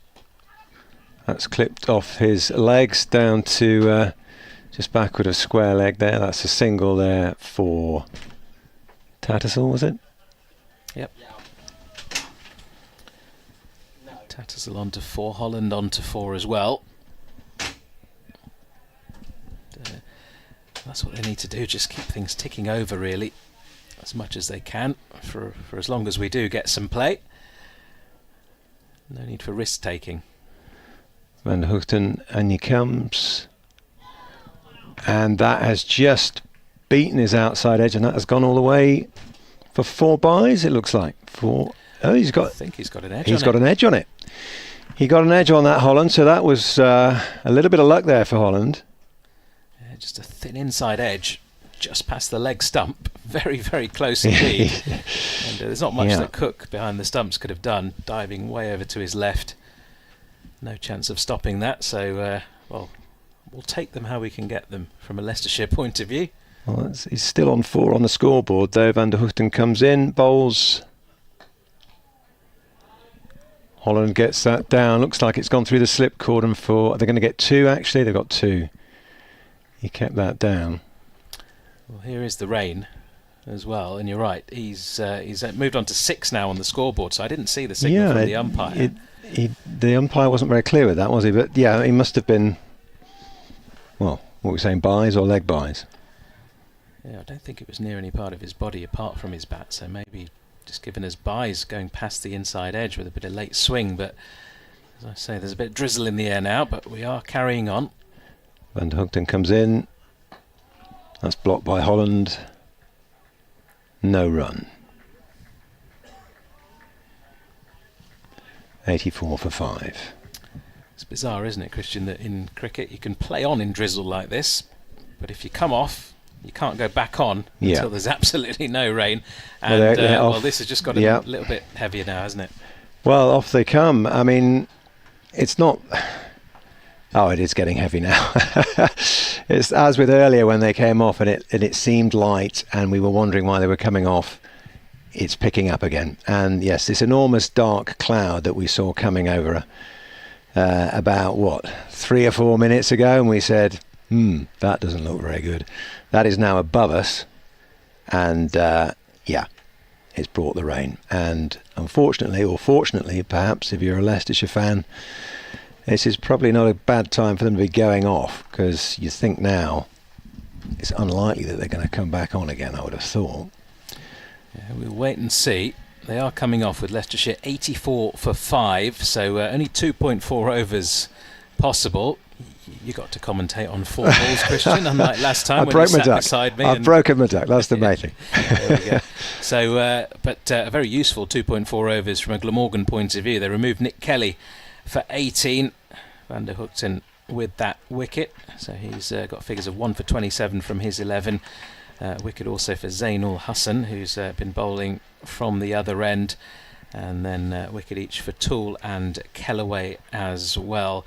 And there was, of course, the run out of Sheridan Gums, Kellaway credited with that. So 77 for 4 they were, and 84 for 5 they now are. Leicestershire, we've had 34.4 overs bowled in the day's play, and the rain absolutely teeming it down now at Grace Road as the covers go on just in front of us. The ground staff frantically trying to get as much of it on as possible before it has any effect on the square, and indeed the bowlers' run-ups. So once again, apologies, but there's not much we can do about the weather here, so we're going to have another break in the day's play with Leicestershire 84 for 5, and we'll be back as soon as we have any news of a resumption.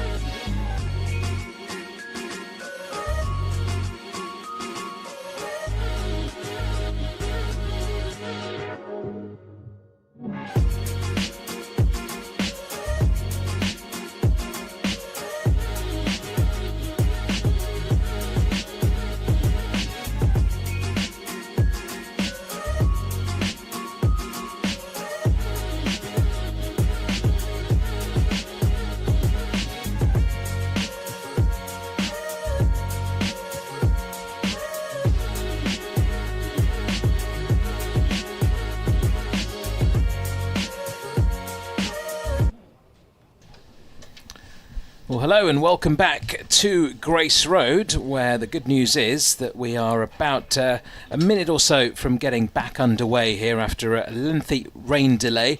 We were off from pretty much 5 to 2, with only 2.4 overs being bowled during that time, in between those rain interruptions that we had here in Leicester. But I'm glad to say that it's a lot brighter now, and we should get around another 12 or so overs left in the day's play. We've got a couple of balls remaining of the 35th over, and then 12 full overs after that as well. So we should be here until almost 7 o'clock this evening. Leicestershire, though, in deep trouble. 84 for 5 they find themselves here on day one, after Glamorgan won the toss and decided to have a bowl first. Leicestershire put on 35 for that first wicket and went the first hour without losing any of their wickets, and then they fell in a bit of a clump, really. Rishi Patel making 19, Sheridan Gums 22, Rayan Ahmed 3, Hamza Sheikh 5, Nick Kelly 16. So we've got Johnny Tattersall out there at the moment on 4, Ian Holland the captain with him on 6, and Leicestershire about to resume on 84 for 5. I'm Nikesh Ragani, and alongside me to kick off proceedings is Christian Hill. Good afternoon, and Van der Houten has the ball in his hands. In he comes, he bowls. And Holland leaves that one. A tentative cry there from the keeper in the slip cordon, but he left that one.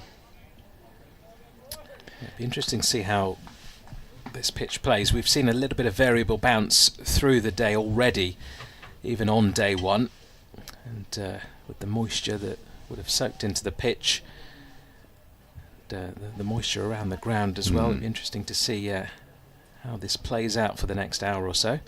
In comes Van der Houten, and that is a lovely push, a lovely off drive by Holland there, and that has gone to the boundary. That is 4 runs. So it's not slowed down the outfield, that sped actually to the boundary. That moves Holland on to 10 not out. Lovely bit of timing there from the Leicestershire captain, just slightly over-pitched on that occasion, and just lent into it, as you say. Just a gentle push, really, just all timing from Ian Holland, who moves into double figures, on to 10. That was the end of the over. Both batsmen, I noticed, doing quite a bit of gardening. Yes. In the middle of the wicket, looking greener than ever. Just that middle slab of the wicket. Both ends have been shaved, and we saw that for the Yorkshire match, didn't we? The last time Leicestershire were in championship action here. Right, Raymond Toole from the pavilion end is in, and a slight thickish outside edge from Tattersall. It's going to run away down towards deep third, and it's going to go all the way for 4. So as you say, Christian, the outfield still pretty quick here, despite all the rain that we've had. That was a genuine edge. Played it with soft hands though, so it went straight to ground, and it runs quickly across the outfield for 4 more. Tattersall on to 8. Leicestershire 92 for 5. A couple of boundaries already since the resumption. They're in desperate need of a partnership of sorts from these two. In comes Toole once more, slightly short, tucked away off the hip down towards fine leg. It won't quite make the boundary, but will bring Tattersall another single. It's been a good acquisition for Leicestershire since he made the move from Yorkshire. Along with Ian Holland, he's got a job here to do, just to keep things ticking over. They don't want to get themselves into a hole here, Leicestershire. It's a tricky period to bat for 12 overs towards the end of a day's play, particularly when you're looking to rebuild your innings, but you can't go into your shell and allow Glamorgan to get on top. They will have to be positive whenever they get the opportunity without taking too many risks. Toole into Holland, who flicks the ball out towards square leg and takes another single. The floodlights very much on here, Christian. I don't think there's much need for them at the moment. Not at the moment, but the weather has been so changeable here this afternoon. It could all change in the next 10 minutes. It certainly could. Does look bright over towards our right. That's where the weather's been coming in from.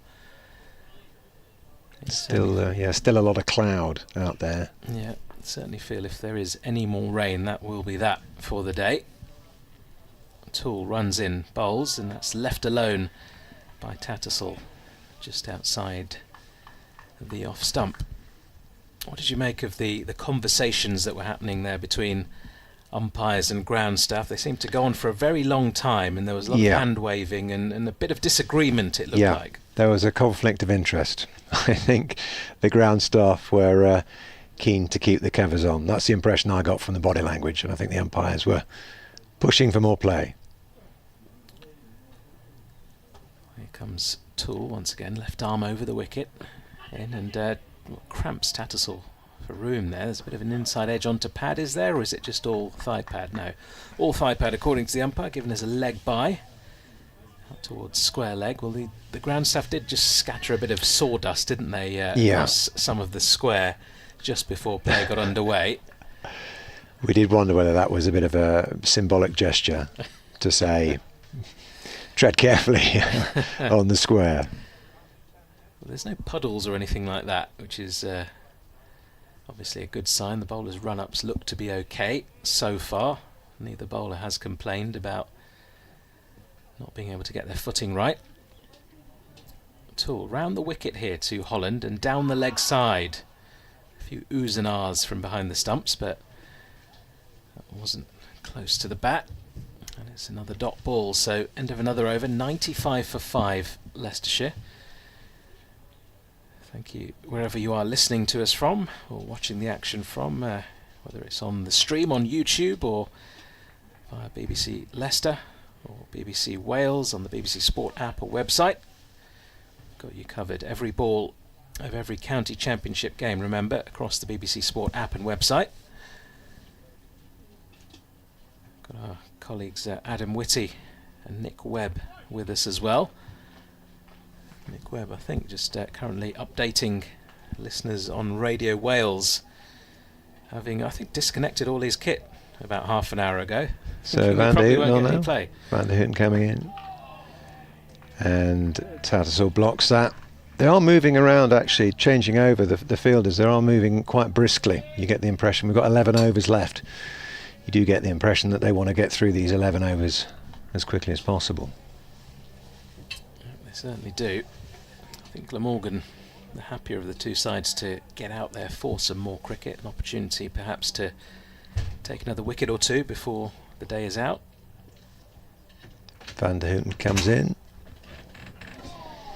and that is just blocked by Tattersall. No run. Holland wanders back into the wicket for a bit more gardening, tapping away at that green section. There's not many supporters left in the ground, are there? A few hardy souls are still here. There's some Glamorgan supporters over to our right. They don't have homes to go to. They're here for the long haul. Van der Houten comes in, and that is pushed to mid-on by Tattersall. Another dot ball. I think we realised that there definitely will be play just before the announcement was made about a restart at 6 o'clock, when the umpires were making their way off the field quite close to where our commentary position is, just underneath, and we heard one of them saying something like, let's keep our fingers crossed. Well, they've got the play they wanted. Van der Houten comes in, and that is played to mid-wicket, straight to a fielder. Another dot ball. Yeah, they've been at it, haven't they, Glamorgan, just trying to bowl wicket to wicket, nibbling it about a touch, trying to bring about this 6th Leicestershire wicket. They've been very disciplined today of the whole attack, haven't given Leicestershire too many loose scoring opportunities, even in that partnership of 35 at the top. And that is played off his hip by Tattersall. They take a run, just goes just behind square leg. That moves us on to 96 for 5, one ball remaining in Van der Houten's over. That puts Holland on strike. They are back underway at the Oval as well, with Notts 179 for 9, batting first against Surrey. Van de Houten comes in, last ball of the over. And that's blocked by Holland. He stays on 11, not out. Tattersall, 10 not out. That's 96 for 5, 10 overs remaining. Elsewhere in Division 1, as well as that Notts-Surrey game, Sussex batting first against Warwickshire. 99 for 3 at Stumps in Birmingham. So the weather getting the best of things there. In Taunton, they've had a glorious day of play. They're into the 94th over of the day with Somerset 348 for 4. So I don't know if it's beautiful weather, but certainly dry weather in Somerset. And elsewhere, an important match from a Leicestershire point of view. Yorkshire taking on Hampshire down in Southampton. Hampshire 31 for 1 in their first innings in reply to Yorkshire's 173 all out. Here's Toole into Tattersall, very full, dug out towards mid-off, and there's no run. And, we're not a million miles away from Northampton here, just to cast an eye on Division 2. Only 18 overs possible at Northampton. They were 56 for 2 against Lancs when play was abandoned for the day. So, I mean, I've been looking at the radar maps all day in South Leicestershire. You look at a place like Lutterworth, constantly raining there almost throughout the whole day. I mean, you could see it, couldn't you, from our box? Here's Toole once more, and that's past the outside edge of Tattersall. Keeps really low and bounces just before it gets to Cook behind the stumps there, who fumbles and allows the batters through for a bye. Another example of the variable bounce on this track. So yeah, I think we've gotten away with the worst of it here in Leicester, even though we've had some big delays. Yeah, I think we'd sort of assumed that we wouldn't be back on after about after 4 o'clock. We thought that would be it. We are, well, a little bit surprised actually that we're playing, but we are playing. Toole in once again. It's defended away by Holland into the leg side, and there is no run. Well, they are underway also at Headingley for the first test between England and Pakistan. Pakistan, of course, all out yesterday for 171. England currently 294 for 4 in reply. So they lead by 123 runs. They've got Dan Lawrence on 41, Harry Brook on 51. Joe Root and Jordan Cox also made half centuries earlier. So England very much dominating there. Toole bowls again, wicket to wicket, defended away by Holland to that short mid-wicket fielder. No run. If you do want coverage of the Test match, of course, you can head over to 5 Sports Extra and also catch the highlights this evening on BBC iPlayer. Leicestershire 97 for 5 now.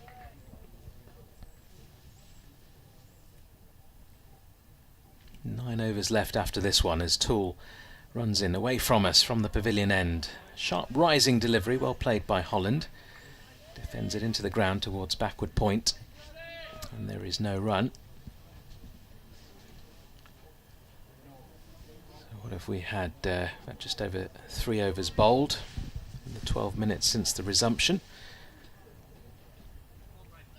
Interesting to see if they just stick with seam or maybe they try a bit of spin towards the end of the day. We were wondering about that, whether they try and sort of get as many in as possible. Toole bowls down the leg side again. That's a really good take by Cook, diving away full length towards his left.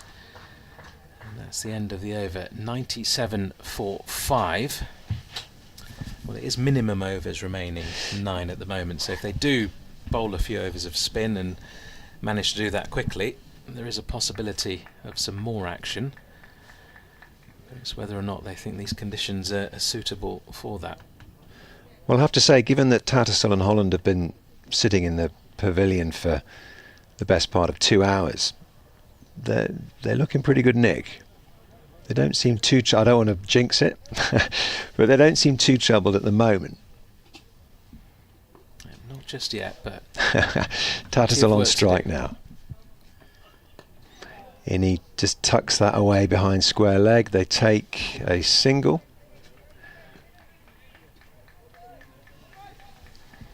Partnership just slowly building here. 26 runs it's worth now. Second highest of the innings. Which tells its own story, really, about how dominant Glamorgan have been since breaking that opening stand. In comes Van der Houten. Holland blocks it. Straight back to Van der Houten. You can hear the noise as well from the Glamorgan fielders. Yeah. Plenty of encouragement for the bowlers. I think that may be a few of the fans as well that are still here. Yeah, very much a Glamorgan feel at the moment. I'm not sure there's I think 3 or 4 fans I can spot on the far side. I think a couple of ground staff sitting in the stand as well. Yeah, I think we've got a few under us actually. Van der Houten comes in. Again, blocked. No run. Holland 11 not out. Tattersall at the non-striker's end, 11 as well. Solid in defence so far in these few overs since the resumption. Glamorgan bowlers not giving away too much. There were those couple of boundaries in the first couple of overs, but apart from that they kept things tight. Another block there from Holland. Straight back to Van der Houten.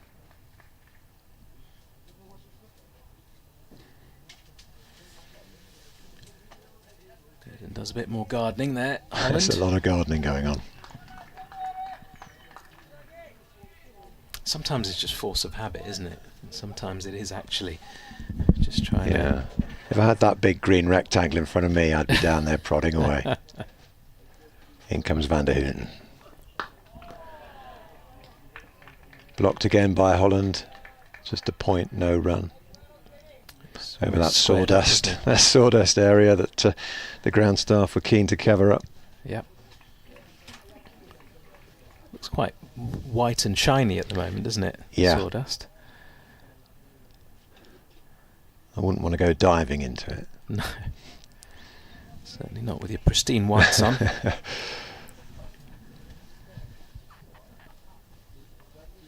Van der Houten comes in. Last ball of the over. Again blocked. Holland in no hurry. 98 for 5. Yep. No need to be in a hurry at the moment. No need to take risks from a Leicestershire point of view. Just trying to get through to the end of the day unscathed. Any further anyway. 5 wickets already lost. Partnership building, as I say, worth 26 runs between Holland and Tattersall. 2 batters who won't mind soaking up deliveries. It's going to be Raymond Toole once again from the pavilion end. And he's persisting with going round the wicket here, left arm round, angling the ball in towards the 2 right-handers. And it's Tattersall on strike. 3 slips in place. We've also got a leg slip in place too. As Toole is in, and that's through past the off stump, left alone by Tattersall. We've seen a couple of balls down the leg side, haven't we? And both batters looking to tuck the ball down towards fine leg. Not such a bad position to have there. That leg slip just giving the 2 Leicestershire men something else to think about.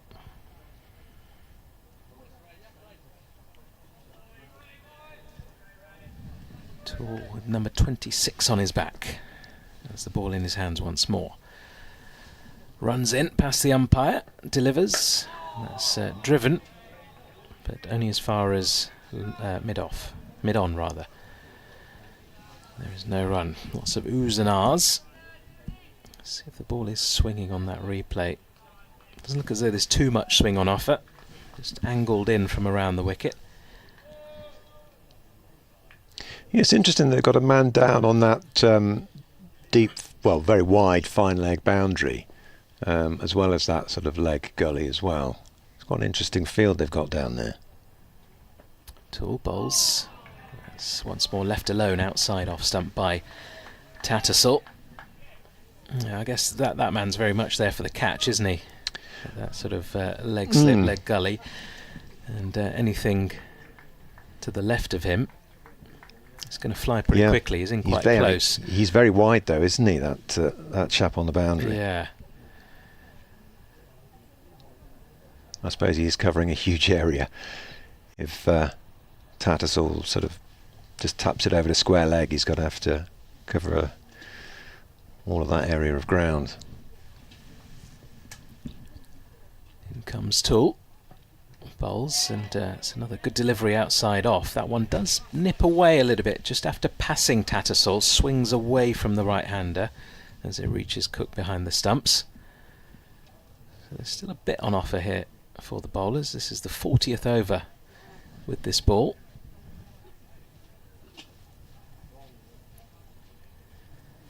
Toole with figures of 1 for 20 from his 10.4 overs so far.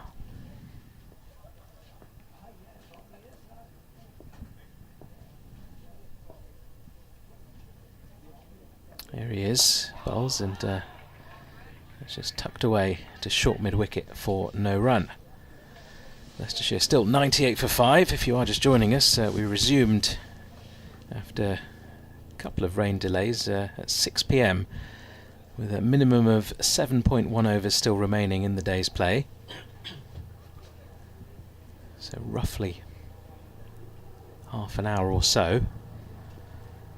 They might go on a little bit longer if they can stretch it out to 7 o'clock.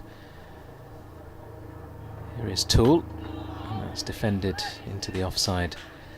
And there is no run, so exactly 40 overs have been bowled in the day's play. Leicestershire on to 98 for 5. Christian, a few more thoughts from you, and then I'll hand over to Adam Whitty. I'm quite impressed by the speed with which the Glamorgan fielders are changing round between overs. They are, racing back into their positions. Van der Hooten's already made his way back to his mark. Tattersall and Holland, quick chat in the middle. A little bit more tapping of the wicket. They're not hanging around out there. In comes Van der Hooten. Holland on strike, 11 not out. In he comes. Defends that. Just rolls a few yards into cover, gets picked up. No run. Yeah, good start to this final session for the Leicestershire batters. Two experienced men in county cricket. And an awkward little period, 12 overs, 40 minutes or so, to survive, hopefully add another 20 or so runs. From the Leicestershire point of view, Glamorgan looking for a wicket or two tonight. Van der Hooten comes in, that's gone down the leg side. Cook takes it well.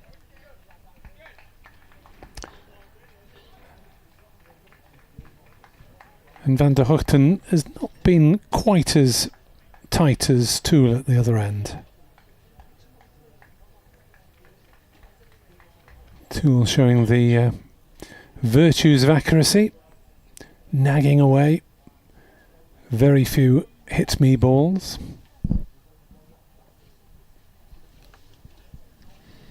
Van der Hooten comes back in now, and that just sort of sails past Holland's outside edge, but didn't really play at it.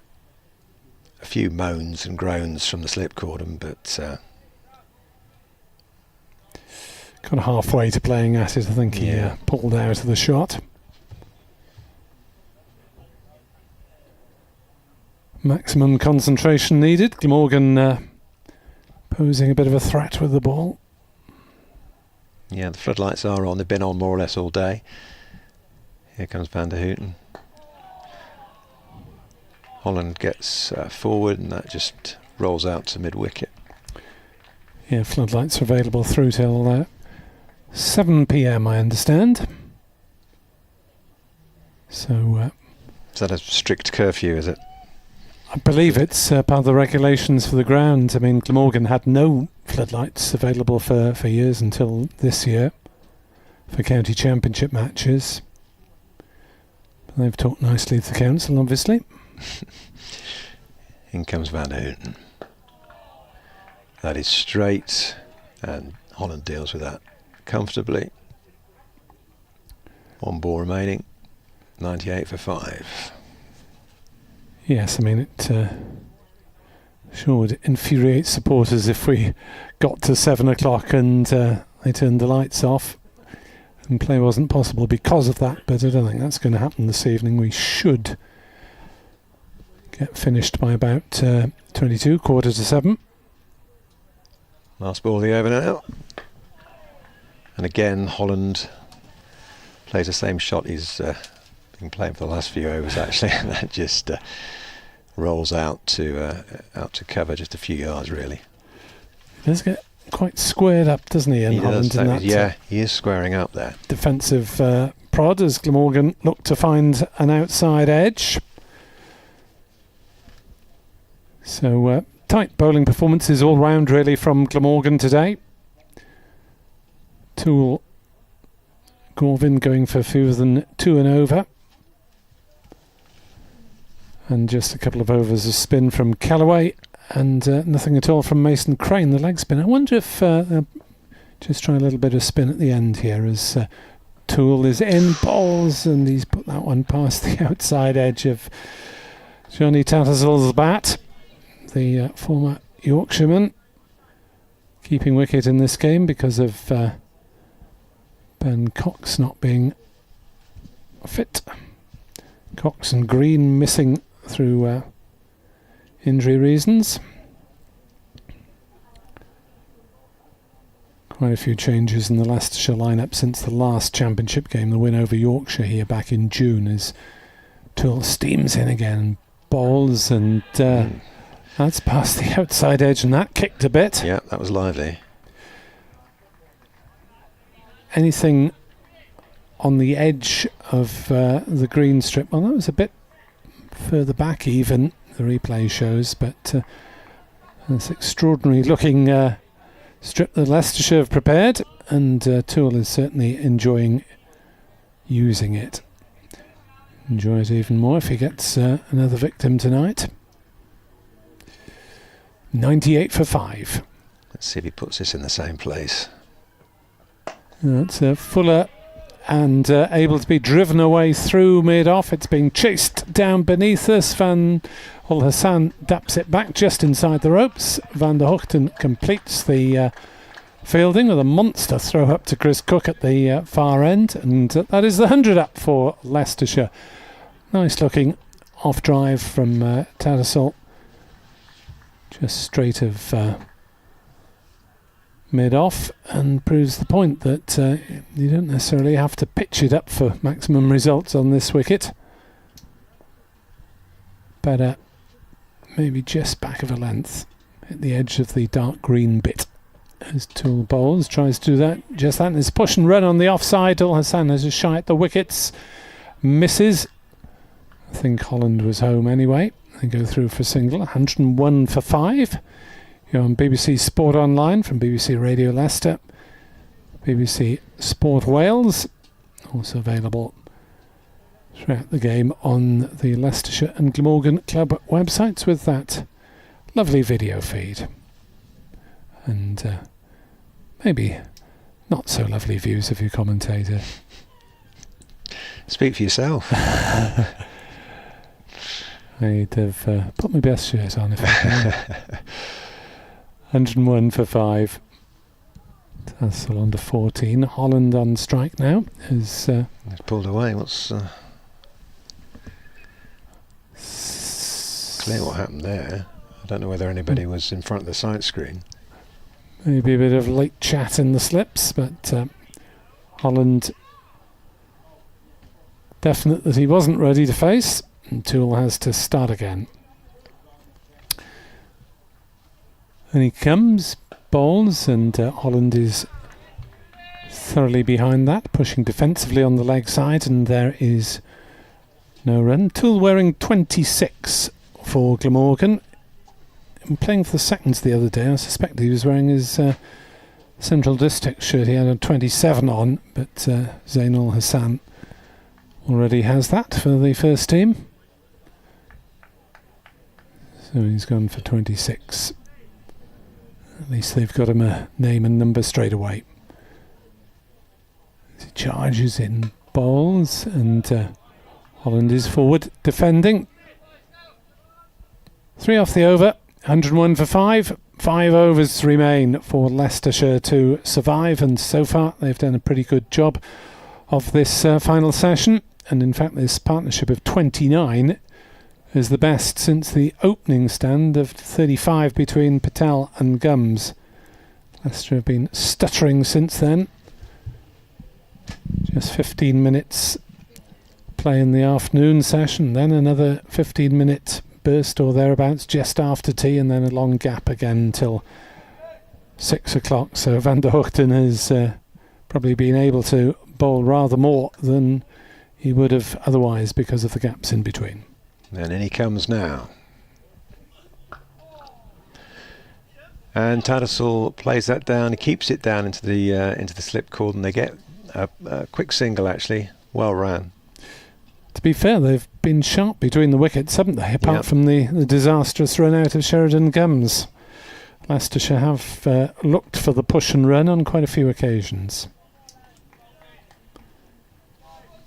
Rotate the strike, keep the scoreboard ticking, and keep the bowlers thinking. Yeah, that puts Holland back on strike.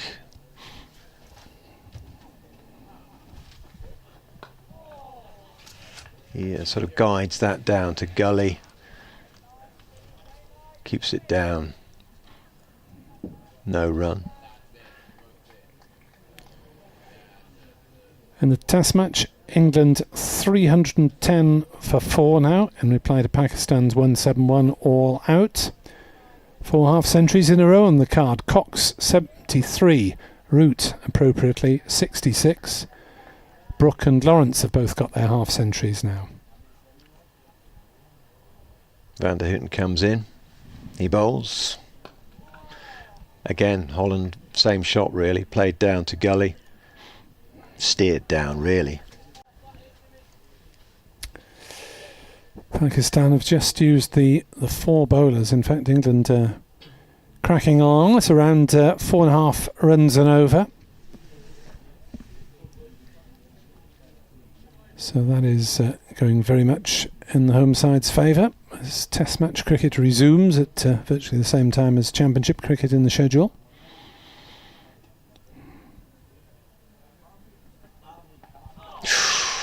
Well, again, a similar shot Holland was playing there. The previous 2 went down to gully, but that one almost sort of guided it down onto his toes. I suppose it could have made its way back to the stumps. It didn't, though. Yeah, off the inner half of the bat, I think probably his toe saved him because it would otherwise have been heading for the wickets. But as it was, it just trickled away. Very quick conference mid-wicket, and then the ball back in Van der Hoogten's hands, and he comes in. And Holland just blocks that again, that very familiar Holland shot where he sort of seems to sort of square up so that he's almost facing the bowler square on, really. And essentially just blocks it. In the match at the bottom of Division 1, Hampshire 44 for 2 in reply to Yorkshire's 173 all out.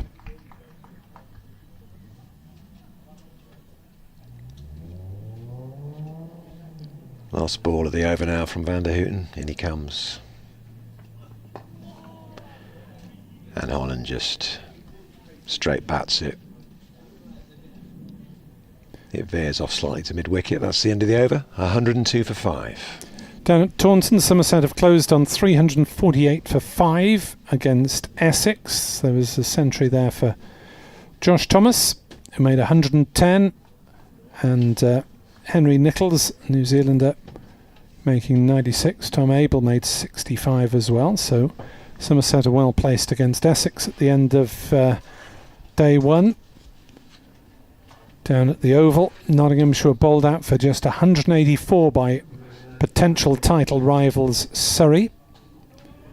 76 not out at number 8 from Paddison White, so not much from anyone else. 5 wickets for Tom Laws for Surrey. Glamorgan are up at the Oval in a few weeks' time. Sandy Gorvin takes over at this end, and There's appeal for LBW. That must be close. It out. Tattersall playing across the line, hit by a full delivery. He's gone for 15. It's 102 for 6. And you feared for Tattersall the moment that appeal went up. That was... What do you think? Leg stump? The umpire thinking it would have taken up leg stump. I mean, he was... Yeah, he'd probably have reviewed it had we had that it would facility. have been. Yeah, you'd think so. It doesn't look... when does a batter ever look happy at being given out? But probably hit in front of Midland leg. Umpire saying it would go on to strike leg. And out he must go. So Leicestershire unable to negotiate safely this final session. Video stream viewers get another replay. I think, I would say a definite review, let's put it that way. Yeah, I mean, it was very much worth asking the question. If they had that option. But then in the Championship, absolutely everything is umpire's call. Leicestershire supporters may have different views to Glamorgan supporters, and that may have been sliding down leg side. But if you don't ask, you don't get. And Glamorgan got. As Ben Mike comes in at 8 for just his second Championship match of the season. Made 22 runs across the 2 innings in his first outing with the red ball. Still to come, Tom Scriven, Ajaz Patel, Josh Hull. So although Leicestershire do have potential in the lower order.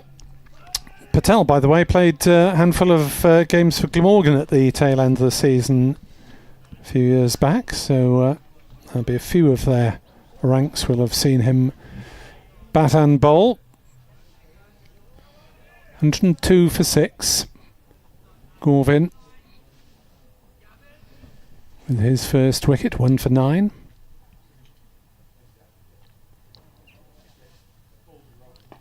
And runs away from us into bowl to Mike.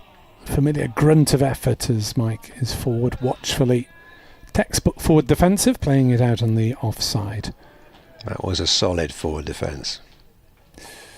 Mike giving it Al-Hassan rather giving it a good old polish on its way back to Gorvin. If you are just joining us for the first time this evening, maybe tuning in after listening or viewing the Test match. Gorvin in to bowl. Mike defends again off the back foot. Leicestershire started solidly enough, but lost to Patel. Caught it slip for 19 off Al-Hassan. Then Rayan Ahmed caught it slip off Toole, driving loosely for just 3. Gums was run out in a horrible mix-up for 22. With Kellaway and Van der Hoogten combining for that one. Kellaway with the ball, then struck just before lunch to have Hamza Sheikh caught behind. Gorvin bowls, that one's outside off stump and going away. No shot needed from Mike. Kelly just after lunch was caught behind off Van der Hoogten for 16. And just now, many delays later, Tattersall leg before to Gorvin for 15. 102 for 6 then. Glamorgan with 2 bonus points in the bag. As Gorvin races in and bowls, and Mike defends cautiously again. A game where Glamorgan, privately, given Leicestershire's status in the table, might have fancied this one as a potential W, but they still have to bat on it themselves, and there has been odd bounce. And Chris Cook is now going to come up to the stumps to the medium pace of Andy Gorvin, as he often does to both Gorvin and Al-Hassan in particular. 102 for 6. Glamorgan, not the paciest of attacks, but certainly plenty of accuracy today. Gorvin in, bowls, and Mike leaves. Where was he hit on the pad there? Ball trickles. I thought he'd left it initially. The replay will show us. It's a dot ball anyway. Yeah, in fact, it was rebounded from the gloves of Chris Cook, who didn't take cleanly standing up. So Leicestershire have a further 3 overs to survive, and they are 102 for 6 here on BBC Sport Online. Applause from a scatching of Glamorgan supporters for Andy Gorvin as he makes his way back down towards us. Good to see numbers of Glamorgan supporters who've made it here today, probably more than most other games that I've followed Glamorgan's progress here. The ball now back in Van der Hooten's hands. He's bowled 16 overs today. 1 for 37. In he comes. Holland plays that down comfortably. Did have an email from Jeff Walker much earlier on, but I haven't been on since then. Mention of Earl Shilton in the saga of your sat-nav brings back many happy memories of the years I spent living in the largest village in the UK. Earl Shilton? Yeah, is that true? I'd have to check that. I'm not querying you, Jeff. In he comes again, Van der Hooten. And that's guided down through Gully. Gully seems to have dropped back towards third man now, so they take a run. He got married there in 1979, and a couple of years later remembers watching Viv Richards playing in this fixture at Hinckley, which was closer to the Earl Shilton than Hinckley, he says. Also, he travelled to Walsall to witness Newport County's promotion to the 3rd Division of the Football League. Highest they've been in living memories. Now back in Cumbraen, but happy memories, eh? Getting married, watching Viv Richards playing, and Newport County getting promoted. Thank you, Jeff. You've done it all. You ticked all the boxes there. What more can a man want from life? Yeah, I never got to see Viv Richards play. You missed a bit. Quite something. Even in the tail end of his career with Glamorgan. Mike on strike now. He's just guided Van der Hooten down. He's got it through, I think he got it through past between third slip and gully. And they take 2. There was just such a will to win with Viv Richards, even, well into his 40s, and probably his figures were declining a little bit, but just the sheer presence on the field did so much for Glamorgan on their way to the 93 one-day league title. Yeah, I always remember him in his distinctive cap. I don't think he ever wore a helmet, did he? Mike plays that out to cover. Oh, they've run a quick single. Well, the fielder shied at the stumps, but they got through okay, safe. Yeah, I remember watching one day game in Cardiff where the opposition needed about 30 to win with 5 wickets left. It looked reasonably routine, and Viv Richards just went around geeing up every member of the Glamorgan side on the field, saying, "Come on, boys, we can win this," and they did. I always associate Viv Richards with Somerset, actually. Oh, yes, he played most of his career there. Yeah, I've forgotten about his spell at Glamorgan. In comes Van der Hooten. Holland sort of taps that out to square leg. They take a single. Comfortable. Yeah, I mean, he had I saw him play for Somerset against Glamorgan at the tail end of his period there, and to be honest, he didn't look terribly interested in what he was doing. But had a good couple of years against Glamorgan, at Glamorgan, to see off the end of his career in the UK. Big personality. So Van der Hooten now coming in with the last ball of the over. Mike just taps that to, that big gap there in the mid-wicket and takes a single. Keeps the strike, and that's 108 for 6. Yeah, they've run well, haven't they, these... as a side, really, Leicestershire, apart from that one disastrous incident. Apart from the disaster. Yeah, apart from, was it... shake and Gums ended up I want to see shaking it hands. again. I'd like to see a replay of that because I'm just wondering, still trying to work out what happened actually. Yes, no, maybe, sorry. Glamorgan coaching staff trying to walk another wicket. Richard Dawson, I think that's Ian Harvey in the middle, and David Harrison as Gorvin starts new over to Mike, who's forward defending. Cook standing up again to try and put more pressure on the batter, with just 2 overs to come of the day's play before that delivery. So is this minimum, just to confirm, it is minimum overs we've got left, 1.5, or are we actually going till 7? No, we won't be going till 7. That's on the overs. Right. Via the calculations that only the umpires understand, and the score is an appeal, vague inquiry. That one really was going down leg side as they go through for a leg by. The ball trickled out towards the square leg umpire. It was an easy single, 109 for 6. Was that an LBW appeal there? It was a strange one. I think it was a sort of initial reaction. It was a strangled cry from Gorvin, but he tends to make a bit of noise while delivering the ball anyway. There's quite often a grunt of effort from Gorvin as he races in, bowls, and that one's struck Holland on the pad. No appeal that time as it trickles out on the offside.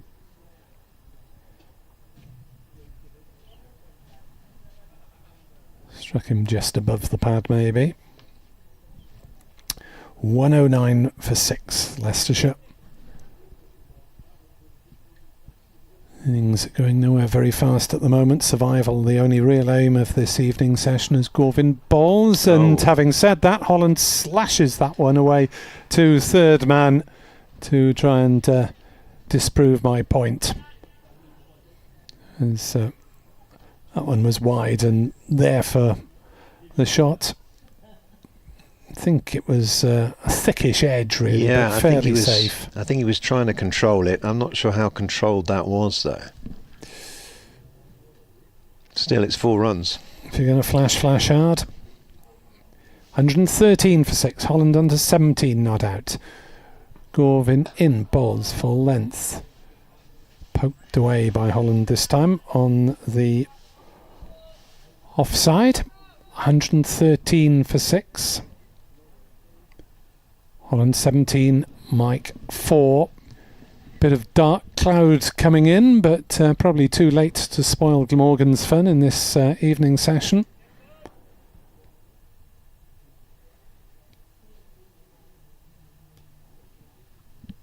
As Gorvin charges in, bowls.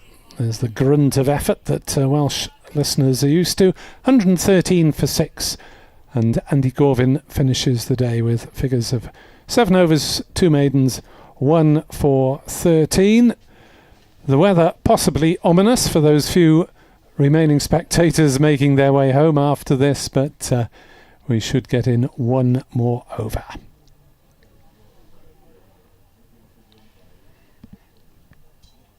So the last over of the day, and it will be bowled by Van der Houten. We've had 46 overs today. I believe he has bowled, scoreboard will update any moment now, I think he's bowled 17 of them, so he's bowled almost half their overs. He comes into Mike. Mike leaves that, goes past the off stump safely. Cook takes it in a sort of commando roll style. Yeah, I mean, on this pitch with the uneven bounce because of the uneven cut of the wicket, it's not a pleasant day's wicket keeping for Chris Cook. There might have been times today when he's thought, yeah, I've only got another 6 weeks of this to go. Thankfully. Van der Houten comes in. Played down by Mike to gully. Safely steered down, really. No run. He wanders off towards square leg now, Mike. Only 4 more balls for him to survive. 113 for 6. Definitely Glamorgan's day. Yeah, what is it? 29 runs for 1 wicket in this late session so far. Well, that could have been interesting. That ball from Van der Houten played right down into the ground by Mike there, and it sort of jumped straight up and then, well, went backwards towards the keeper. Didn't miss the stumps by much. Could have hit his stumps. There've been quite a lot of near playings on today, haven't there?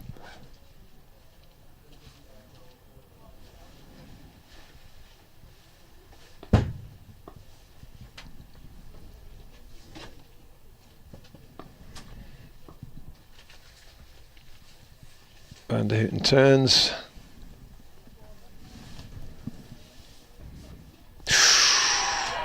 Well, they've appealed for it. Mike's not moved. It's gone past his outside edge and the finger's gone up. He's given him. Mike does not look happy. That went outside the off stump. Mike sort of a tentative, well, a push really rather than a forward defensive. And it's just caught the outside edge.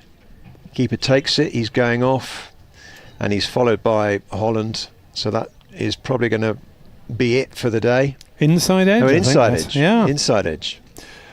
That was bizarre cricket, really, because Mike stood his ground as Glamorgan celebrated. He's perfectly entitled to stand there, and for a long time I thought the umpire wasn't going to give it, but belatedly raised his finger as if to ask what Mike was waiting around for. It wasn't the most convincing finger in the air either, I have to say. He sort of went halfway with it, as if to say, what are you waiting for? Very odd. Let's have a look at the replay. Oh, he did drive at it, but again, you know, he didn't seem to think he hit it. But no, I mean, if the batter's standing there, surely the umpire has got to tell him. Yeah, he's got to tell him straight away rather than messing around. So 46.4 overs are bowled in the day, and it's very good work from Glamorgan, really, to reduce Leicestershire to 113 for 7. By the close, a combination of the weather, difficult batting conditions with the pitch, but Leicestershire produced this pitch, and they have really suffered as a result of it, I think. Yeah, a difficult day to bat on, actually, with the weather. If you think, actually, the first hour, you'd say was Leicestershire's hour, wasn't it? Leicestershire were doing well, had 30 odd for no loss on the board, and then we started getting the rain interruptions, and it became much harder. So some pretty useful Glamorgan bowling figures there. They were all tidy. Van der Houten 2 for 43 and 17.4. Toole 1 for 23 and 12. Al Hassan 1 for 24 and 8. Gorvin 1 for 13 and 7. And Callaway 2 maidens and a wicket. And Sheridan Gums is 22